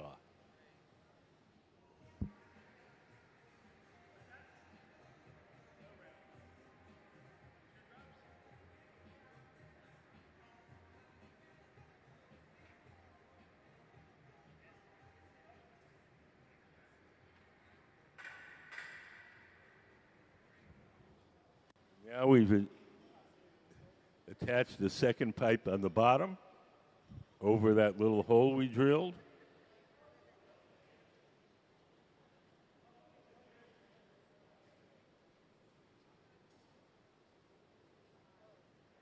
Making big things like this puts a lot of wear and tear on the wrists of the glass blowers, because as that thing is soft and flopping around, it takes a lot of torque to keep it straight. If you've ever moved a mattress in your house, everybody hates moving mattresses. It's not because they're so heavy, it's because they're soft and floppy, and you have to exert so much force to keep them from flopping around. Same with the glass.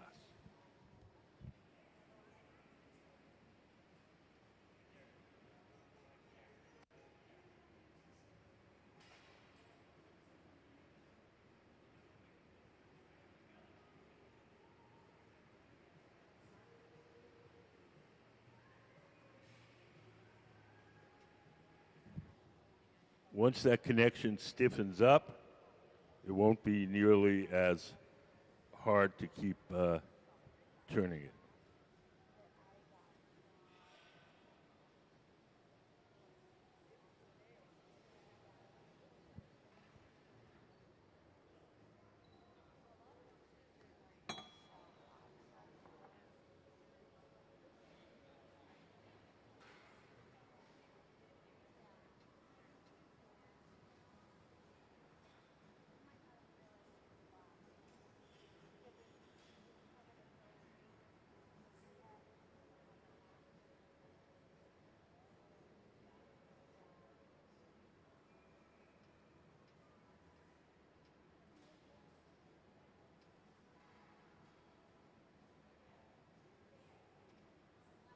So now they're just trying to make sure that it's centered.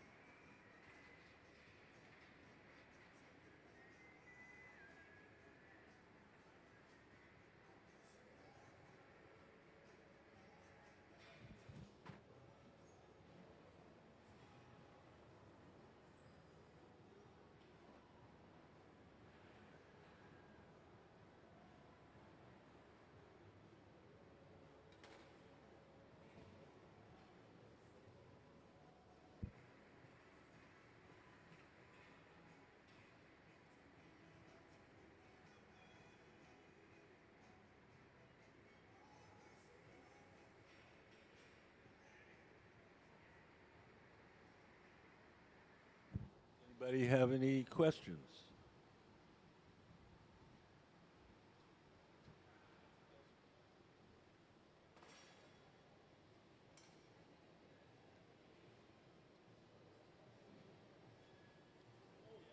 We have approximately 30 different artists as guest artists over the course of a year. They come from all over the world. They do all sorts of different things, some of them very straightforward, conservative, and pretty, some of them wild and funky.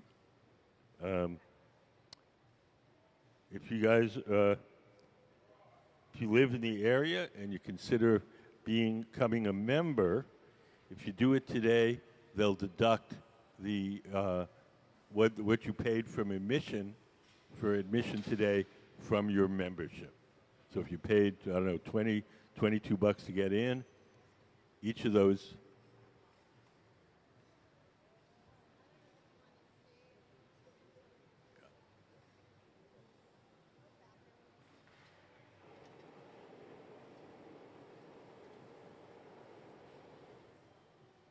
Do you guys have any questions?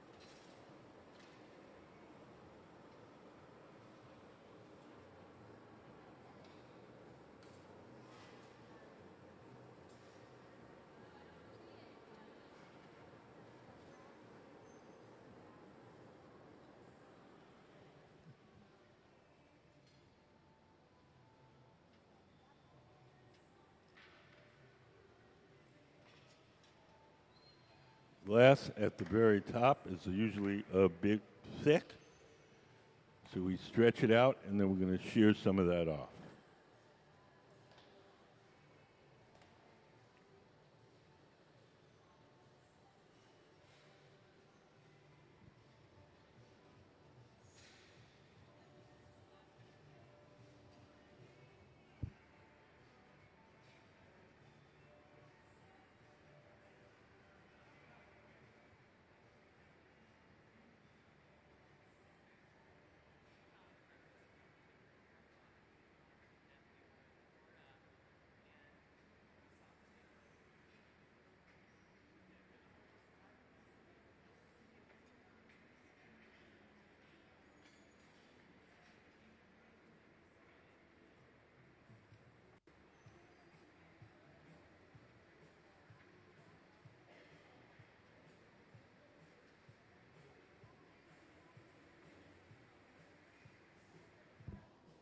We're going to squeeze it down with those metal tongs, the jacks,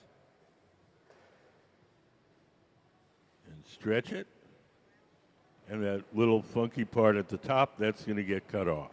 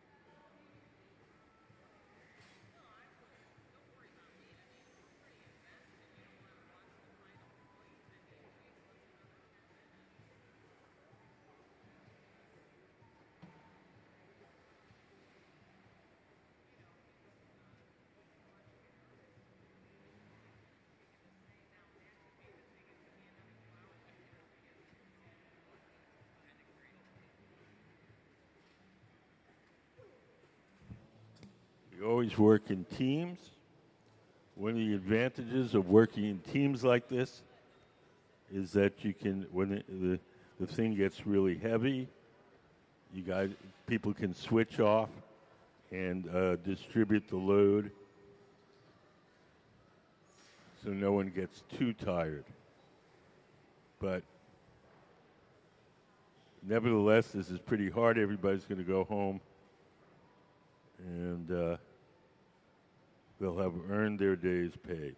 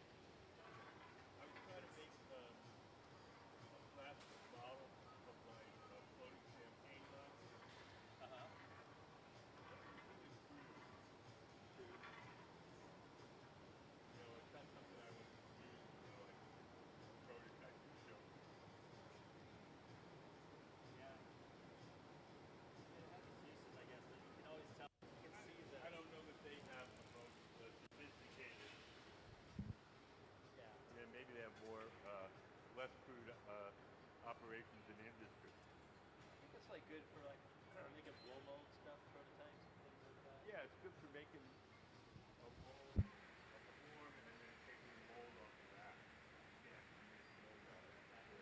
Finished product is always better than nothing happening.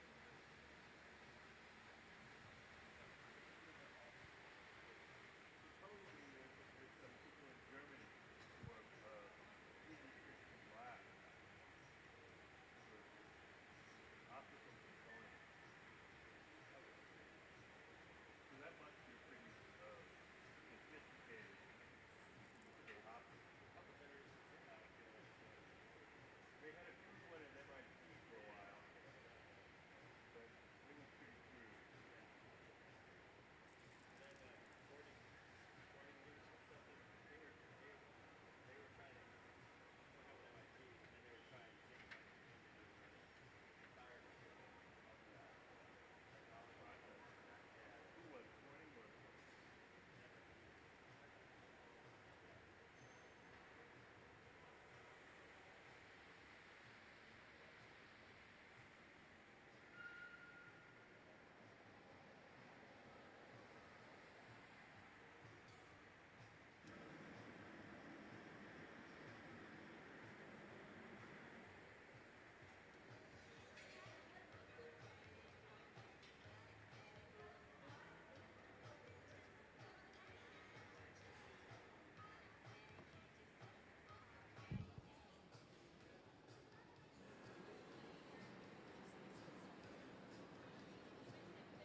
So just give everybody a heads up. It's 4:52. The museum closes at 5. We'll We'll see how close we get. Maybe we'll let you guys stay a little bit later, but security usually rules and wants to chase everybody out. So hopefully we'll get this done very close to 5, maybe a little after.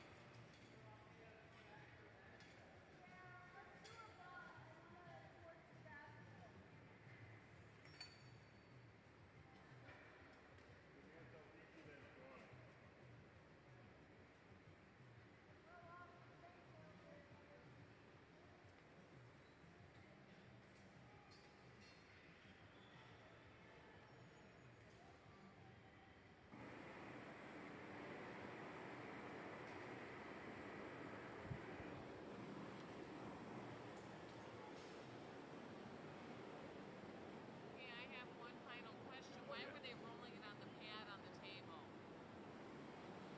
That's the pan is filled with sheets of wet newspaper. Well, on the table they were rolling it on the.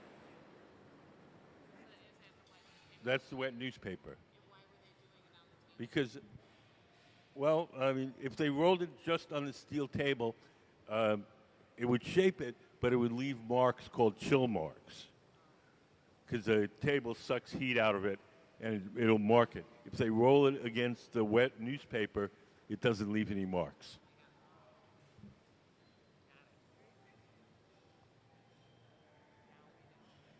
So if they want to make a straight side, but they want it to be nice and clean and shiny, they do it against the newspaper rather than against the steel table.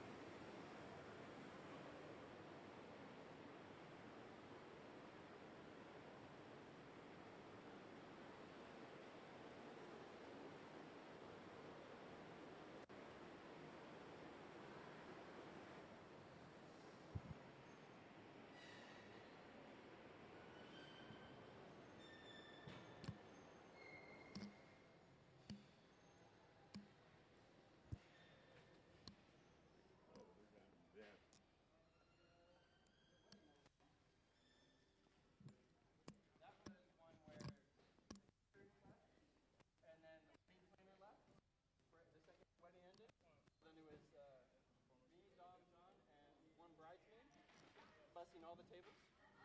Hey guys, Huh? she's got about 10 minutes left. Do you want to kick them out, or do you want to let them stay to watch the end of it? They can stay and watch the end. Just maybe let them know that the museum is closed, so just head on out when they're done. But yeah, you can let them stay. Okay. I always like that, unless you want them gone or No, they want them gone. I don't want. There's usually security rules and that. Yeah, I mean, but he's front sitting there line's very adamant since usually. 2:30, watching this same.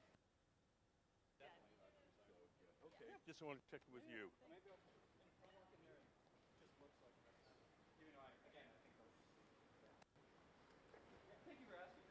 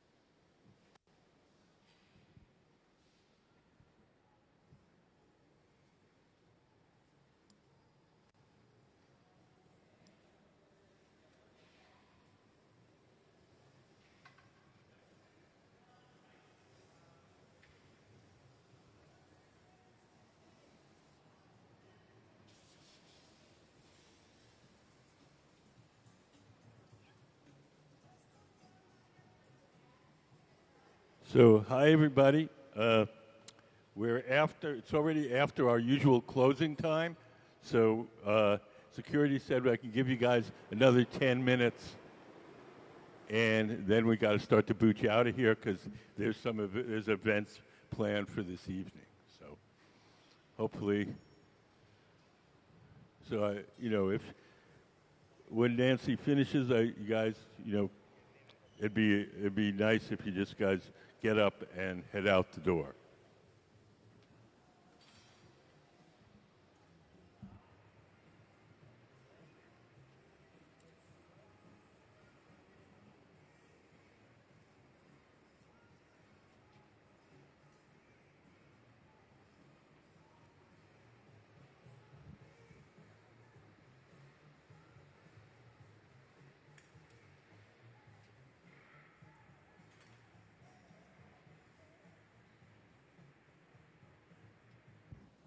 Nancy, of course, has to stay after school and finish her homework.